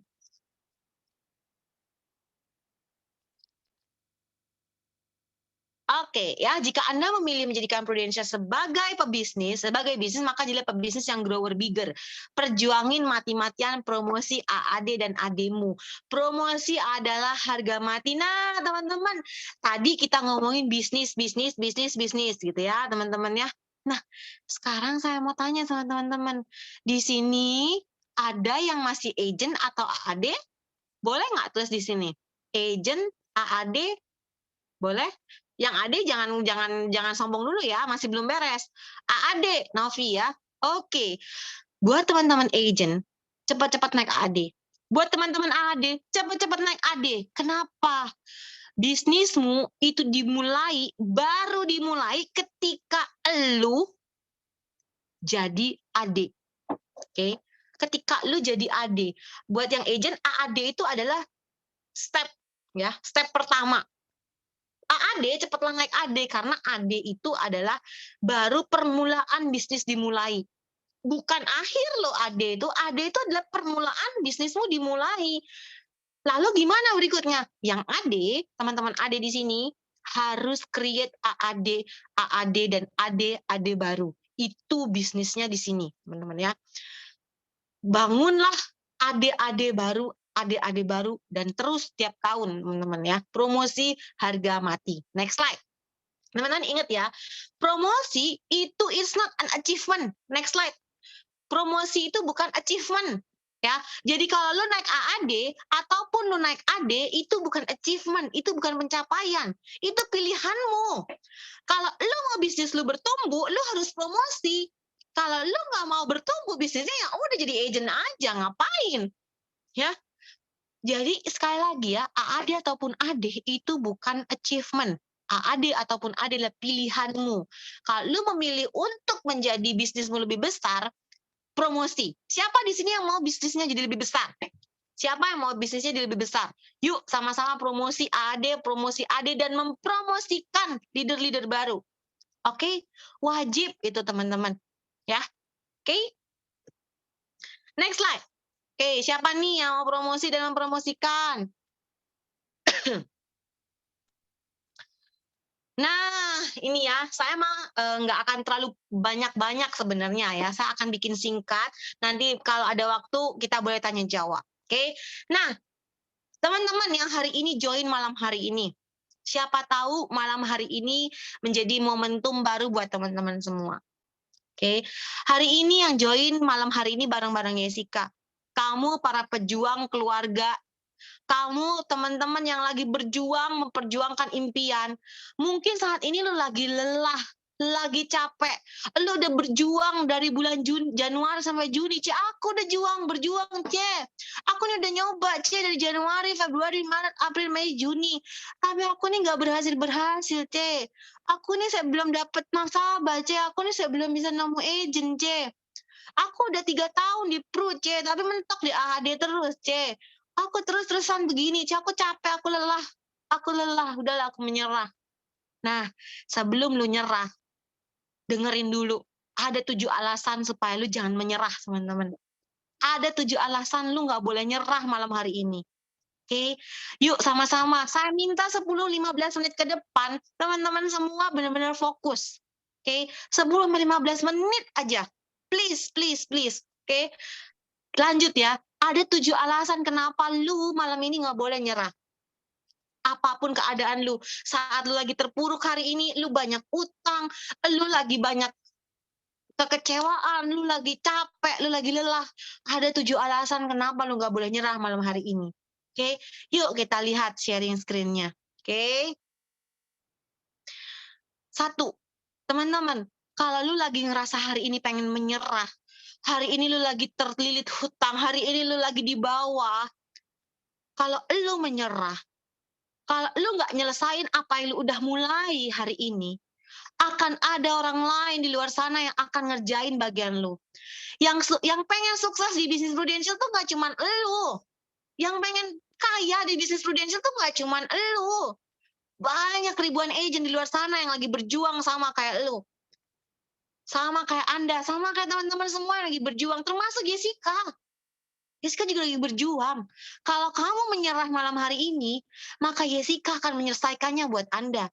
Kalau kamu menyerah malam ini, orang lain di luar sana akan ngerjain buat elu, teman-teman. Jangan sampai apa yang menjadi bagianmu, karena kamu menyerah hari ini, orang lain yang ngedapetinnya. So, jangan nyerah. Jangan sampai apa yang harusnya menjadi milikmu, itu diambil sama orang lain. Oke, itu alasan yang pertama kenapa lu jangan nyerah. Yang kedua, teman-teman, kenapa lu nggak boleh nyerah malam ini? Selama lu masih berjuang, waktu sulit itu nggak cuman hari ini, tapi di depan tuh juga akan ada. Teman-teman, hidup itu perjuangan. Selama lu berjuang dalam apapun, dalam hal apapun, lu memperjuangkan mimpimu, lu memperjuangkan dia memperjuangkan apapun yang lu perjuangkan selama hidupmu akan selalu ada masalah. Dan akan selalu ada banyak hal-hal sulit di depan sana. Hari ini, lu ngerasa masalah lu besar, itu hanya karena lu belum ngerasa terbiasa aja sama masalah-masalah ini. Tapi kalau lu bisa ngelewatinya malam hari ini, besok lu ngelewatinya, dan lu nggak nyerah malam hari ini, ke depannya saat lu ngelihat masalah ini lagi, ini bukan lagi jadi masalah. Jadi masalah yang lu hadapin hari ini tuh, kalau lu bisa ngelewatinya, ke depannya lagi hal ini bukan jadi masalah lagi. Jadi waktu-waktu sulit tuh nggak cuma hari ini doang. Nanti ke depannya tuh akan jadi lebih ada lagi. Selama lu berjuang akan ada banyak masa-masa sulit. Jangan pernah berdoa, Tuhan jangan kasih aku masalah. No. Tapi berdoalah, Tuhan kuatkan aku ketika aku ada dalam banyak masalah. Kasih aku jalan keluar, kasih aku hikmat, dan kasih aku pundak yang kuat untuk ngelewatin semua ini. Oke? So, teman-teman, kalau lu lagi pengen menyerah hari ini, no, jangan menyerah, selesaikan. Dan ketika lu menyelesaikannya, lu noleh ke belakang. Yes, I did it. Oke? Yang ketiga, alasan kenapa lu nggak boleh nyerah. Semuanya itu masih mungkin selama kita masih bernafas. Apa yang lu perjuangkan kemarin dan fail, belum dapat. Selama lu masih bernafas dan lu masih mau memperjuangkannya, semuanya masih mungkin. So, jangan give up. Bangun, bangkit, berdiri lagi, kejar lagi, teman-teman. Masih bisa lu kejar. Selama lu masih bernafas, selama lu masih bisa berdiri, selama lu masih punya tangan, tenaga, dan lu masih hidup di dunia ini, semuanya masih mungkin. Never stop. Jangan berhenti ketika lu capek, jangan berhenti ketika lu lelah, berhenti ketika lu udah selesai. Oke? Nomor 4, yuk kita lihat sama-sama. Teman-teman, ini keren banget. Buat teman-teman yang baru join malam hari ini, buat teman-teman yang lagi kejar Star Club, yuk teman-teman, jangan berhenti nyoba, jangan menyerah malam hari ini. Karena lebih baik mati karena mencoba, daripada mati tidak melakukan apa-apa. Oke, cobalah dulu teman-teman, jangan coba-coba, cobalah. Ya, lebih baik mati karena mencoba, daripada mati karena tidak melakukan apa-apa. Oke, teman-teman, jangan pernah kamu berhenti dan kamu bilang, ini mah bukan gue, itu mah Jessica aja, ini mah Novi aja. No. Perjuangkan apa yang kamu yakini apa yang kamu perjuangkan. Oke? Lebih baik kita mati sebagai pejuang daripada hidup sebagai pecundang. Oke, teman-teman? Jadi jangan pernah jadi pecundang. 5, alasan kenapa lu nggak boleh menyerah malam hari ini, teman-teman. Ya, kesalahanmu hari ini nggak akan buat masa depanmu hilang. Mungkin lo kemarin ngomong mau promosi tengah tahun, tapi hari ini udah tanggal 28 Juni dan lo masih jauh dari promosi. It's okay. Kesalahan lu masa lalu, 6 bulan kemarin, kesalahan lu tahun lalu, itu nggak membuat masa depan lu hilang. Lu bangun, bangkit. berdiri lagi, jatuh, berdiri lagi, jatuh, bangkit lagi, gagal, coba lagi, gagal, coba lagi, jatuh, berdiri lagi, gagal, coba, sampai kapan, yes? Sampai kapan? Sampai alam semesta bosen ngasih kegagalan sama lu. Sampai alam semesta bosen kasih kegagalan sama lu dan akan bilang, "Hey Joyce, gue bosen ngasih kegagalan sama lu. Hey Novi, gue bosen ngasih kegagalan lu sama lu. Kasih kesuksesan." Jadi kalau hari ini lu mencoba menyerah, teman-teman, no, ingat ini. Bangun lagi, coba lagi sekali lagi, coba lagi sekali lagi, coba lagi sekali lagi. Oke, sampai kapan? Sampai alam semesta bosen kasih kegagalan sama kamu. Oke? Keenam, alasan kenapa lu nggak boleh menyerah hari ini. Teman-teman, sukses itu sebenarnya lebih dekat daripada apa yang Anda kira. Sebenarnya sukses itu udah ada di depan sana. Tapi lu hari ini nggak bisa ngeliat. Kenapa? Karena mata lu lagi tertutup debu perjuangan lo. Karena mata lu lagi ketutup sama air mata perjuangan kamu. Sedikit lagi, teman-teman. Perjuangan kamu sedikit lagi. 6 bulan lagi, sedikit lagi, teman-teman.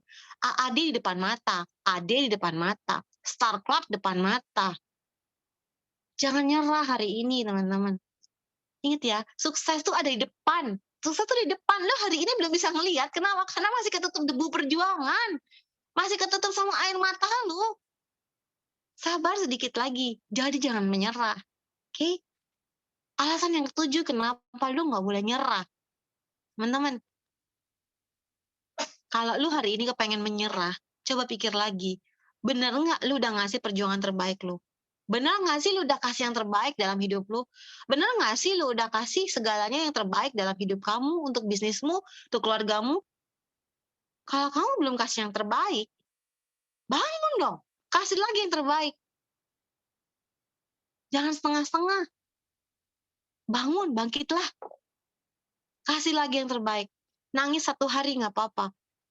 Setelah itu, seka air matamu, bangun lagi, coba lagi. Oke, kasih perjuangan yang terbaik. Oke, teman-teman. Next. Nih ya, teman-teman, kita baca dalam hati bareng-bareng. Kawan, teman-teman agensi The Titans, yang membedakan antara pecundang dan pemenang adalah keberanian untuk mencoba. Jadikanlah hidup ini sebagai perjalanan dengan banyak pengalaman, bukan tentang menyelesaikan masalah demi masalah. Next slide. Buya Hamka bilang gini, teman-teman. Kalau hidup hanya sekedar hidup, babi hutan juga hidup. Kalau kerja cuma sekedar kerja, kera di hutan pun kerja. Kalau kamu cuma kerja biasa-biasa aja, lu apa bedanya sama kera? Karena lu manusia, kerjalah yang terbaik, kasih yang terbaik. Kalau lu bukan babi hutan, hidup aja yang kasih yang terbaik. Ya, jangan hidup sekedar hidup doang. Oke, next slide, teman-teman. Teman-teman agensi The Titans, ya teman-teman The Titans semuanya. Kita itu istimewa, kita itu luar biasa. Kita itu ditakdirkan sebagai pemenang. Angkat dagumu, berdirilah 1 kali lagi. Kalau capek, berhenti sejenak. Tapi jangan Anda sampai memilih untuk menyerah. Karena menyerah itu kalah. Ya, jangan pernah ambil pilihan untuk menyerah. Karena menyerah adalah kalah. Kalau lu capek, istirahat. Tapi setelah itu, bangun, bangkit, kerja lagi. Selama lu masih bisa nafas, lu masih bisa kerja. Kasih perjuangan terbaik. Kesuksesan di depan mata. Saat ini belum bisa ngelihat karena ketutupan debu perjuangan. Ya, teman-teman, next slide. Oke, Sultan Syahrir berkata, teman-teman, kalau kita nggak berjuang, lalu apa yang mau kita menangkan? Teman-teman, kalau hari ini lo nggak berjuang, apa yang mau lo menangkan dalam hidup ini? Berjuang, perjuangkan sesuatu dalam hidupmu, maka hidupmu akan terasa lebih berharga, dan hidup itu akan lebih berwarna. Oke? Terus berjuang ya, teman-teman, jangan pernah menyerah. Next slide. Ketahuilah, Tuhan tuh nggak pernah menciptakan langit itu selalu biru, bunga itu selalu mekar, dan mentari selalu bersinar. Tapi ketahuilah bahwa Tuhan selalu menyiapkan pelangi di setiap badai, senyum di setiap air mata, berkah di setiap cobaan, dan jawaban dalam setiap doa kita. Oke, teman-teman, next slide terakhir dari Jessica. Yuk sama-sama kita katakan bareng-bareng, sama-sama perkatakan bareng-bareng teman-teman. Lebih baik mati menjadi seorang pejuang, hidup menjadi seorang daripada hidup Pejuang. menjadi ya. Saya yakin teman-teman The Titans ada seorang pejuang, jangan menjadi pecundang, tetap berjuang. Terima kasih, selamat berjuang di semester kedua teman-teman. Jangan menyerah, kesuksesan ada di depan mata. Saya Jessica Cecilia Agustina, selamat pagi. Pagi. Pagi. Selamat pagi, thank you, Ce. Luar biasa ya sharingnya ya. Mungkin ada pertanyaan, boleh ya, Jessica ya? Boleh. Ayo teman-teman, ada yang mau tanya nih? Luar biasa loh ini speakernya. Sayang kalau nggak nanya ya.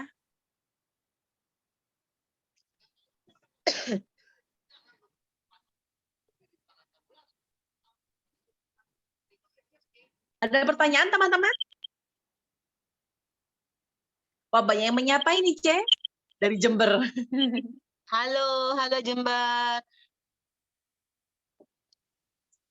Oke. Ada pertanyaan? Mungkin ini karena terlalu jelas ya. Ceritanya ini sudah amazing gitu dengernya gitu ya.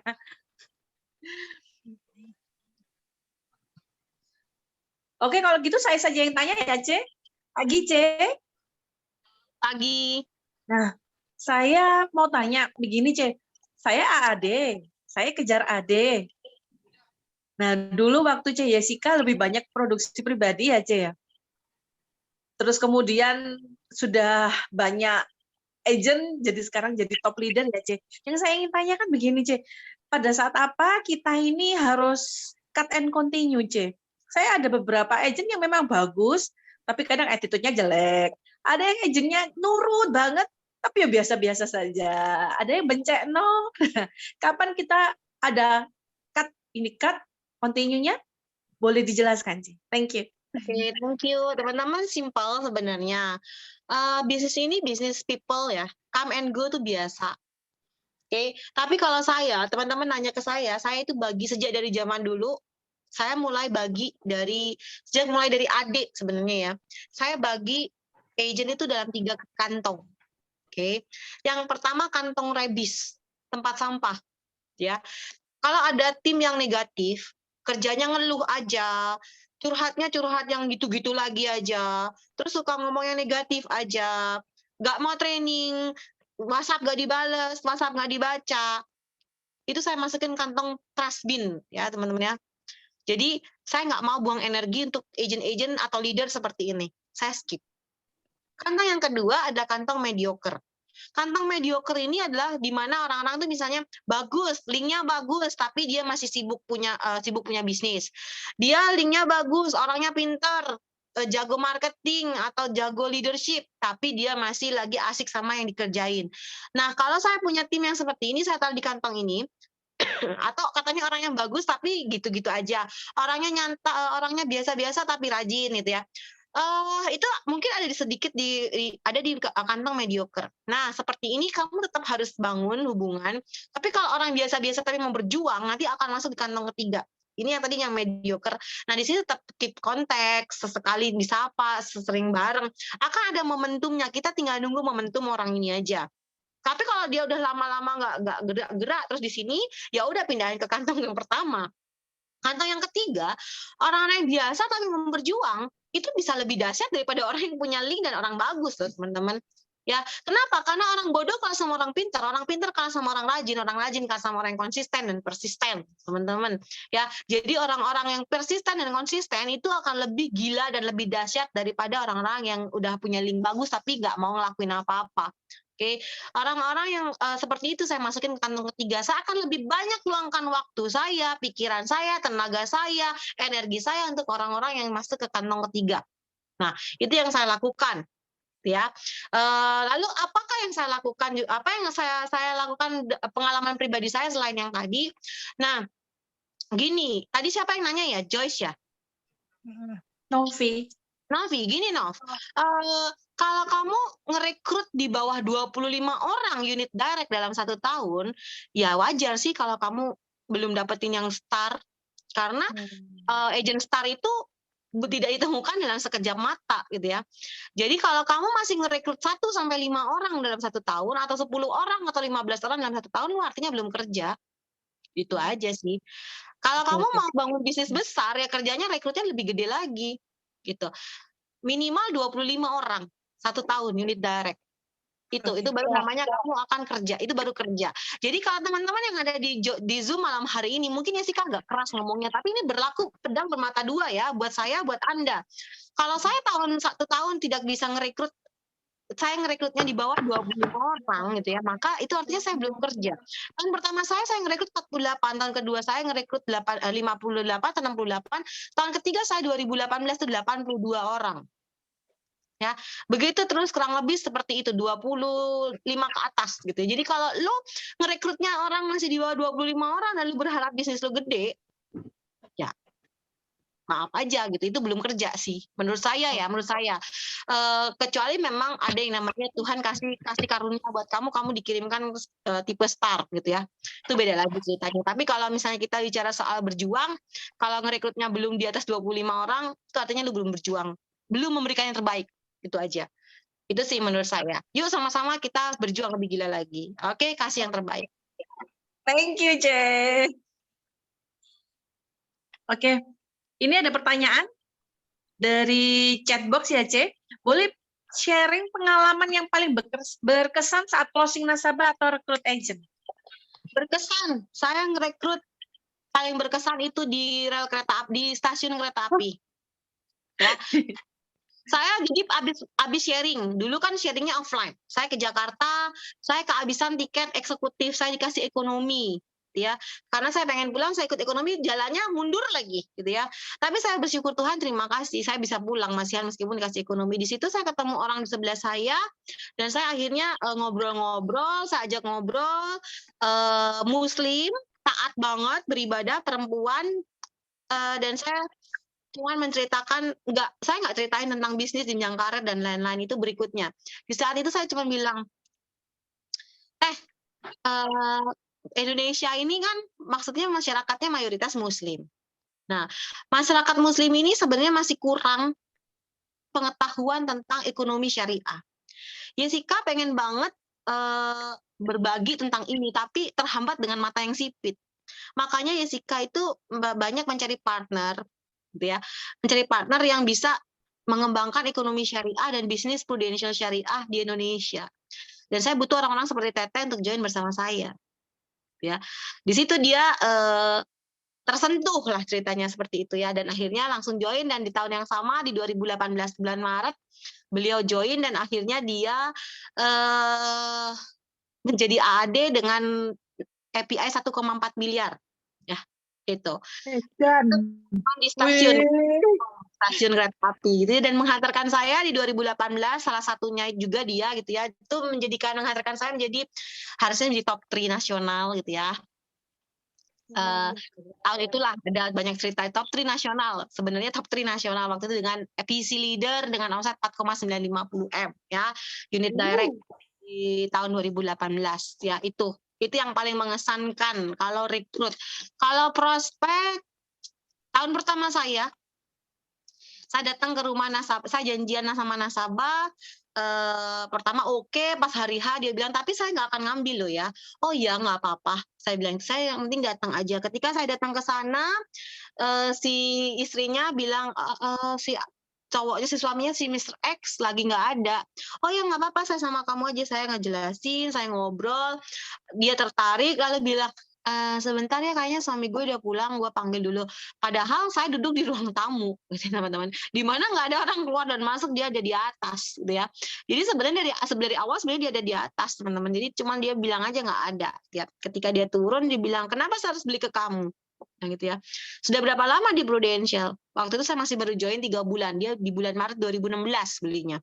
Kenapa saya harus beli di kamu? Ya karena saya bisa ngejelasin dengan baik dan benar dan dengan sejelas-jelasnya, saya bilang begitu kan. Terus dia bilang, sebenarnya saya banyak, lebih dari 10 orang yang nawarin saya, Prudent, kenapa saya harus ngambil di kamu? Lagian kamu masih baru. Terus dia bilang ngomong gini, kira-kira kamu berapa lama di Prudent? Setahun? 2 tahun? Dia bilang begitu. Saya bilang, saya nggak tahu ke depannya saya akan gimana. Karena saya nggak bisa lihat masa depan. Tapi yang saya pastikan, saya akan terus berbisnis di Prudential. Cuma saya nggak tahu di depan ada apa, karena saya nggak ngerti gitu. Tapi yang saya pastikan sih saya akan di Prudential, dan saat itu saya ngomong begitu dan selalu teringat dalam ingatan saya. Dan ketika saya banyak penawaran dari manapun, saya tidak bergeming karena apa yang saya ucapkan kepada nasabah itu lebih menjadi pride buat saya, teman-teman. Ketika saya sekali aja mencoreng kepercayaan nasabah, that's it, selesai karir dan berkat saya itu ya. Jadi itu yang selalu menjaga saya ya, teman-teman ya. Pak, banyak penawaran dari zaman agent juga banyak, teman-teman. Tapi sekarang udah gak berani lagi nawar saya. Ya. Keren. Itu pengalaman ya. Oke. Gimana, Bro Yohanes? Sudah puas? Wah, Oke. thank you, Ci. Thank you. Oke. Ada lagi, C. Ketika awal jadi agent dan belum melihat hasil dari Prudential, apa yang buat Cece terus percaya dan melakukan bisnis Prudential?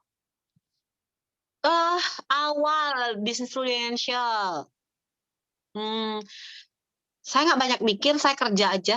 Waktu itu ya, saya nggak closing, saya join Januari. Karena saya langsung saya nggak nyoba-nyoba ya, saya langsung mencoba sepenuh hati, sepenuh tenaga, sepenuh pikiran.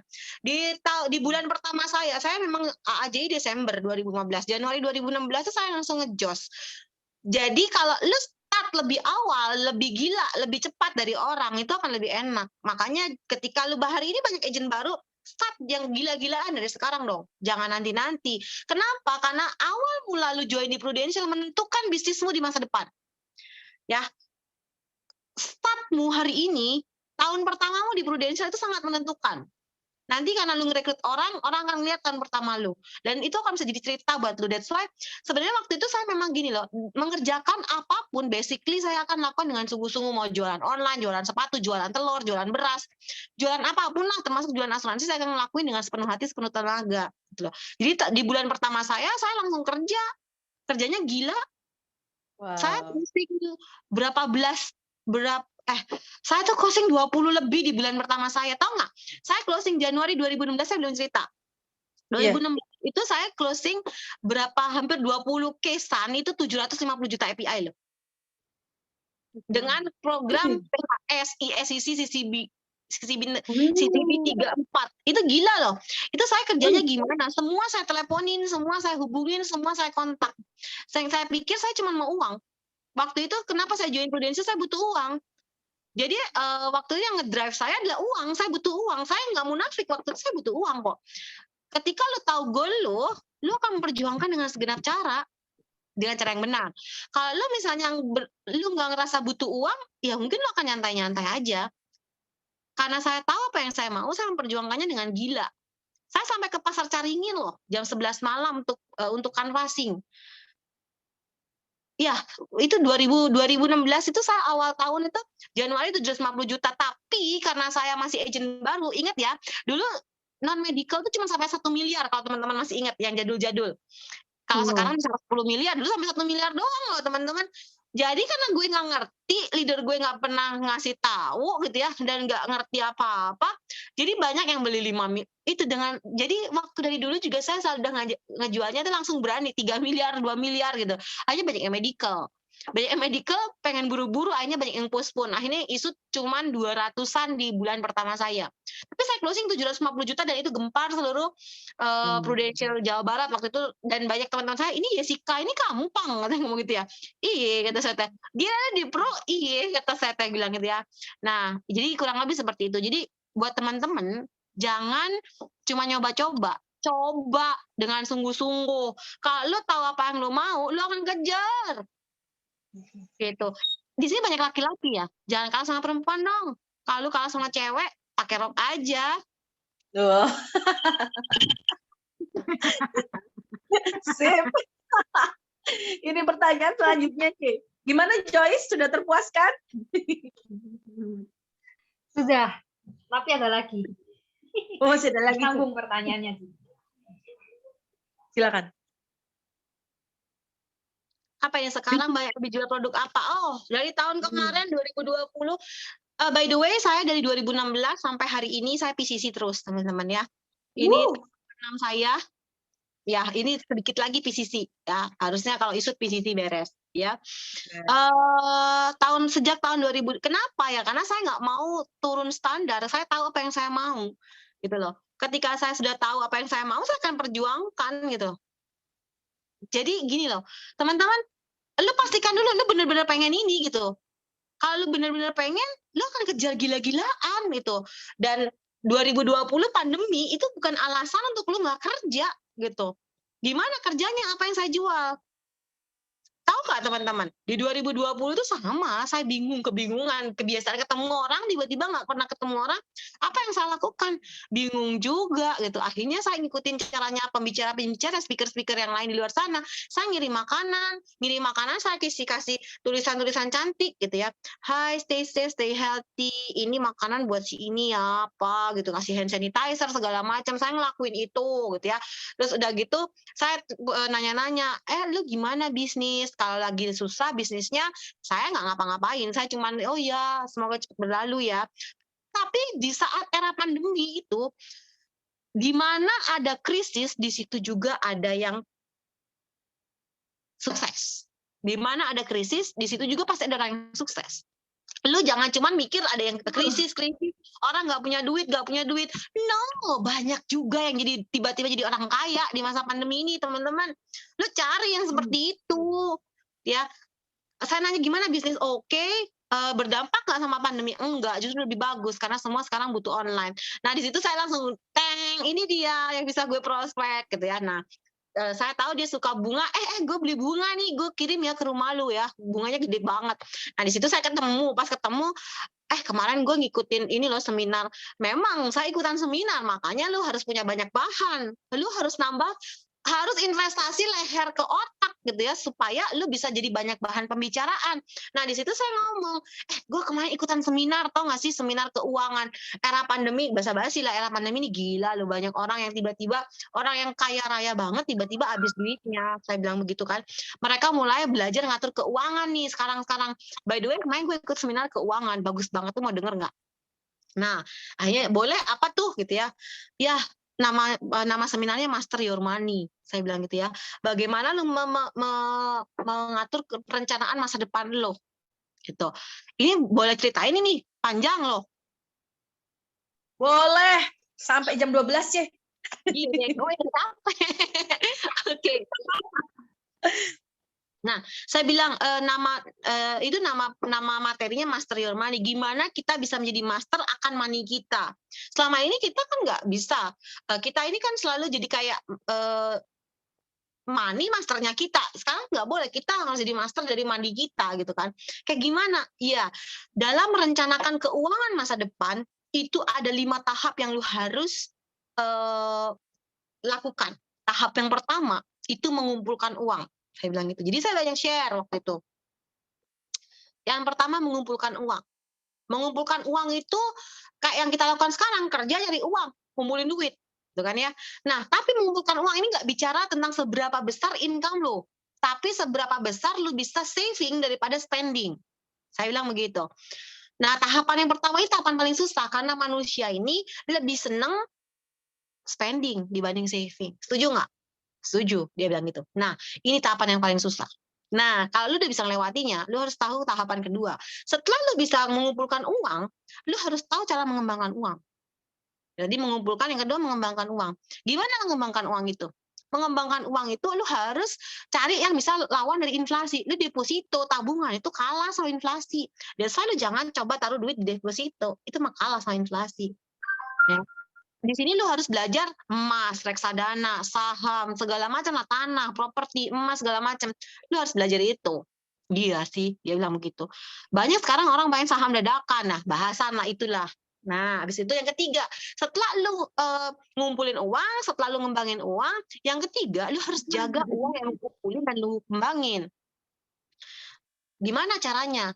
Cara ngejaga uang lu, itu cuma ada satu cara. Lu nggak bisa tawar. Apa? Asuransi. Selesai.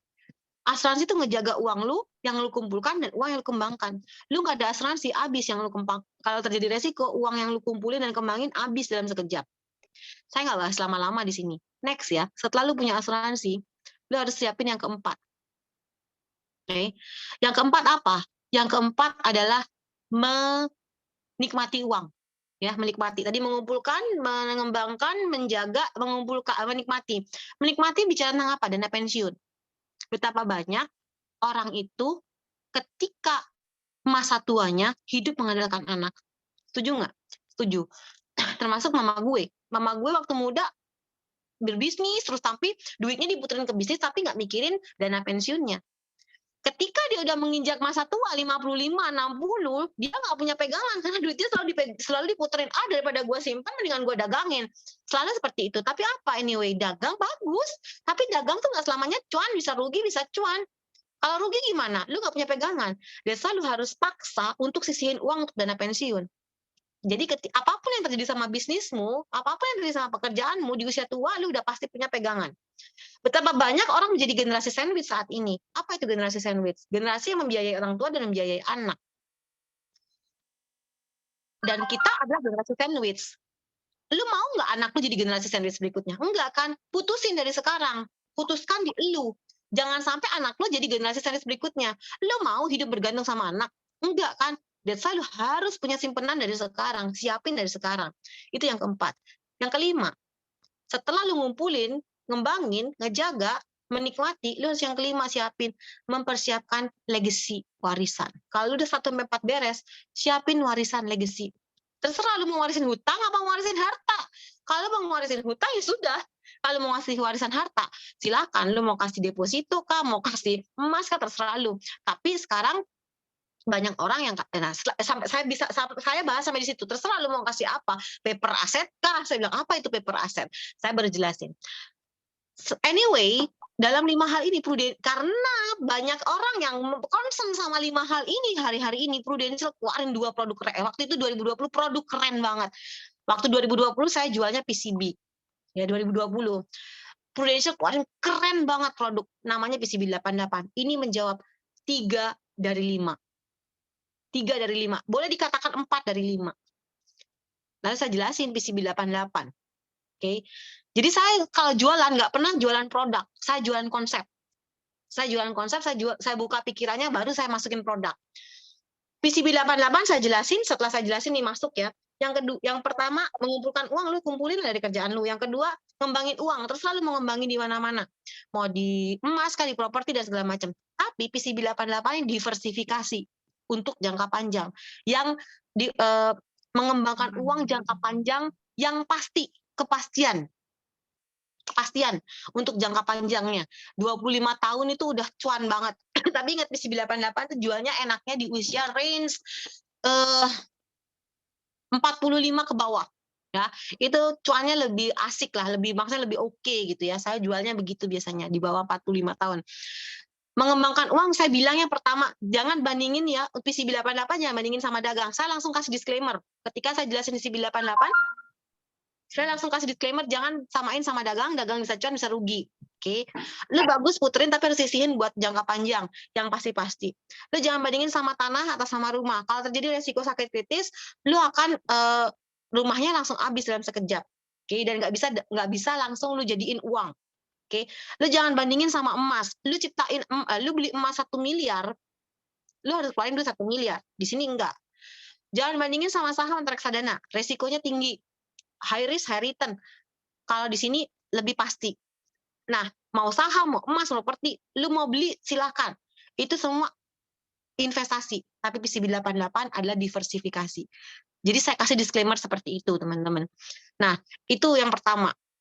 Bisa mengembangkan uang. Kedua, ngejaga uang lo. Menjaga uang. Kalau terjadi sakit kritis, ini bisa ngejaga aset lu supaya lu nggak perlu jualan aset. Oke. Yang keempat, buat dana pensiun. Menikmati uang. Bisa jadi dana pensiun. Yang kelima, mewariskan harta, legacy. Kalau lu mati terlalu cepat, ini bisa jadi harta, warisan buat anak lu. Nah, PCB 88 ngejawab 4 dari 5. 4 dari 5 master your money. Bagus atau bagus banget menurut lu? Gila ya, bagus banget. bagus banget. Nah, langsung saya dealing, waktu itu dia langsung beli 1, 2, 3, 4, 5, 6 case di situ ya. Dan saya beres double Star Club dalam 1 minggu waktu itu. Ya, setelah itu saya beresin bulan berikutnya saya beresin PCC itu di bulan Juli. Waktu itu. Tahun ini saya banyaknya jual di bulan Januari sampai Maret saya jual PCB, di bulan Mei, Juni saya jual perwarisan. Gitu. Semoga ngejawab. Oke. Bagaimana Bu Lim Novi? Terpuaskan? Tadi yang menanyakan Bu Lim Novi, C. Oke. Nah, itu yang Oke. saya lakukan sih biasanya. Ada lagi, C. Wah, banyak pertanyaannya ini, C. Di situasi COVID seperti ini, perubahan terbesar apa yang Cici lakukan di penjualan pribadi, di tim maupun tim, dan gimana hasilnya, C? Oke, mau nggak mau kita harus adaptasi. Dulu ketemu orang, sekarang nggak bisa ketemu orang. Nah, apa yang saya lakukan pertama, saya bikin video. Jadi saya suka bikin video-video. Nah, waktu itu teman-teman, ini nggak tahu ya, kameranya, karena dari bawah jadi terlihat besar gitu ya. Nah, kemudian ini teman-teman kalau pernah melihat saya sebelumnya, sebelum tahun 2020, itu saya besar sekali sebenarnya karena keasikan makan di Prudential gitu ya. Nah, di pandemi itu saya bikin video ngelihatnya jijik banget gitu. Aduh, kok jelek banget gitu ya. Akhirnya 2020 saya memutuskan untuk hidup sehat karena saya terpaksa juga, bukan terpaksa, pengen hidup sehat dan memang pengen bikin video cantik gitu ya, pengen foto-foto cantik, pengen bikin video cantik, dan saya pengen hidup sehat juga. Saya turun 28 kilo. 28. Nah, itu saya punya materi bagus banget tentang disiplin. Itu nanti one day kalau saya bisa ketemu lagi di Titan, saya akan bawain tentang disiplin.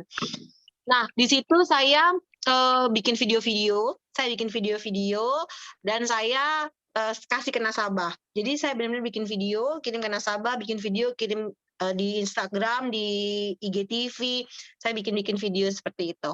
Itu yang pertama. Yang kedua, masing-masing nasabah saya bisa bikin video, halo Tony, halo Dewi gitu ya. Jadi kalau pertama dia dikirimin video yang disapa sama saya, dia pasti akan buka gitu ya, halo Ton gitu ya, halo gitu ya. Nah, dia akan dengerin. Jadi itu yang pertama. Yang kedua, ke tim saya juga sama, karena kadang ada banyak orang yang harus dikasih reward. Jadi saya bilang, yuk lomba bikin video. Waktu itu saya bilang begitu, bikin video PPH. Jadi saya bikin lomba bikin video PPH, menangnya yang pemenang dapat 1 juta. Lalu berikutnya saya bikin, yuk karena banyak yang punya anak kecil juga, yuk saya bikin kids. Jadi bilang saya bikin kids, video kids. Jadi anak-anak yang bikin video. Kayak gitu-gitu. Itu yang saya lakukan pertama-tama. Kalau sekarang masih suka branding masih di Instagram. Karena banyakan orang sekarang hidupnya pegang handphone. Jadi saya banyaknya branding di Instagram, Facebook, status gitu. Itu kurang lebih apa lakukan. Ya, YouTube juga. Oke, next. Pertanyaannya ada lagi, C. Boleh tahu selain di Prudential sekarang apakah ada bangun bisnis lain? Aduh, bisnis Prudentialnya aja belum gede, mau pikirin bisnis lain, gedein dulu sampai kayak ke Martinus lah, kayak Gencar gitu, sampai kayak ke Dr. Arifin. Saya emang nggak mau, saya mau jadi investor gitu, tapi saat ini saya fokus di Prudential. Saya 100% hati, pikiran, dan tubuh saya di Prudential. Maybe kalau dikasih jalan, saya mau jadi investor, tapi saya nggak mau turun langsung di bisnis tersebut. Ada teman saya yang buka kafe, buka restoran, tapi masih hadir di sana. Nggak salah sih, terserah. Tapi kalau saya sih nggak mau. Saya mau jadi investor. Bisnis utama saya Prudential. Saya mau gedein bisnis Prudential. Ya, saya mikir gue aja yang masih baru, gitu ya, masih leadernya cuma segini-gini doang. Dari income saya aja udah segini gitu. Gimana kalau gue seperti mereka gitu ya? Berarti segimana gitu. Nah, makanya saya fokus aja di Prudential gitu ya. Nanti uang saya masukin ke tempat lain. Gini, kemarin-kemarin saya ngeliat banyak orang main sama kayak main kripto, saham. Saya berinvestasi, nggak boleh ngomong main. Saya investasi di sana. Tapi kalau lu investasi di saham cuma modalnya 100 juta, 200 juta, lu nggak akan kaya dari sana.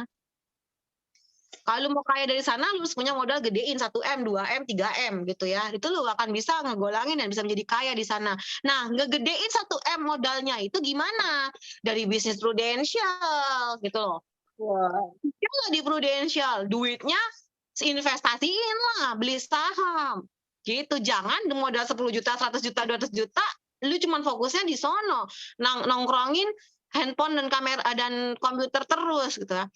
Ya nggak salah sih, pilihan sekali lagi. Cuman kalau mau kaya, ya harus gede gitu. Gedeinnya gimana? Ya gedein dulu bisnis lu, modalnya gedein dulu gitu. Itu menurut saya ya. Ini ya, ambil positif, buang negatif, itu menurut saya. Itu menurut saya sekali lagi. Gitu. Siap, thank you ya, Ce. Kapan-kapan diundang lagi ya, Ce, yang materi disiplin tadi? Ya, next year ya. Hidup sehat bersama Ce Jessica. Oke, thank you sekali teman-teman. Oh sudah tidak ada lagi pertanyaan. Thank you Ce Jessica, terima kasih share-nya yang luar biasa sekali ya. Ada kenang-kenangan Ce Jessica dari Titans? Operator bisa tolong slide-nya. Ada kenang-kenangan dari Titans sertifikat. Terima kasih atas kesediaannya untuk mengisi acara hari ini ya, Jessica. Ini sebentar kita foto-foto dulu ya, Ce. Teman-teman dibuka videonya, kita foto-foto bareng Jessica. Nanti difoto oleh operator ya. Saya yang hitung ya. 1, 2, 3. Oke. Thank you, Jessica. Thank you. Thank you banget, sharingnya ya, luar biasa. Thank you banget. Oke, sehat-sehat ya, Ce. Baik. Sukses terus ya, Je. Sublime-nya. Oke, thank you teman-teman. Wow, ini ATM paling luar biasa ya. Selesai jam 9:30 malam. Kalau bukan karena Ce Jessica, wah memang kita banyak ya, Ce, dapat ilmu dari Ce Jessica. Betul, Baik, betul, untuk luar biasa sharingnya. Iya. Untuk next slide, operator silakan. Terima kasih Bu Jessica. Pak David, apakah ada? Belum kayaknya, Bu belum Arta? masuk kayaknya. Kayaknya belum masuk kayaknya. Jadi atau tidak ini? Kayaknya nggak jadi kayaknya. Oke. Operator? Oke, kayaknya nggak ada kayaknya orangnya. Baik. Kapur orangnya kapur. Keteraktir tuh dia. Oke. Operator? Next slide. Oke, Baik. teman-teman. Thank you atas kedatangannya dari SB8, dari SB3 ya, atau dari Jember dan lain sebagainya. Sampai ketemu di ATM Senin depan ya, Bu Novi ya. Baik. See you at the top. Selamat pagi. Pagi, thank you.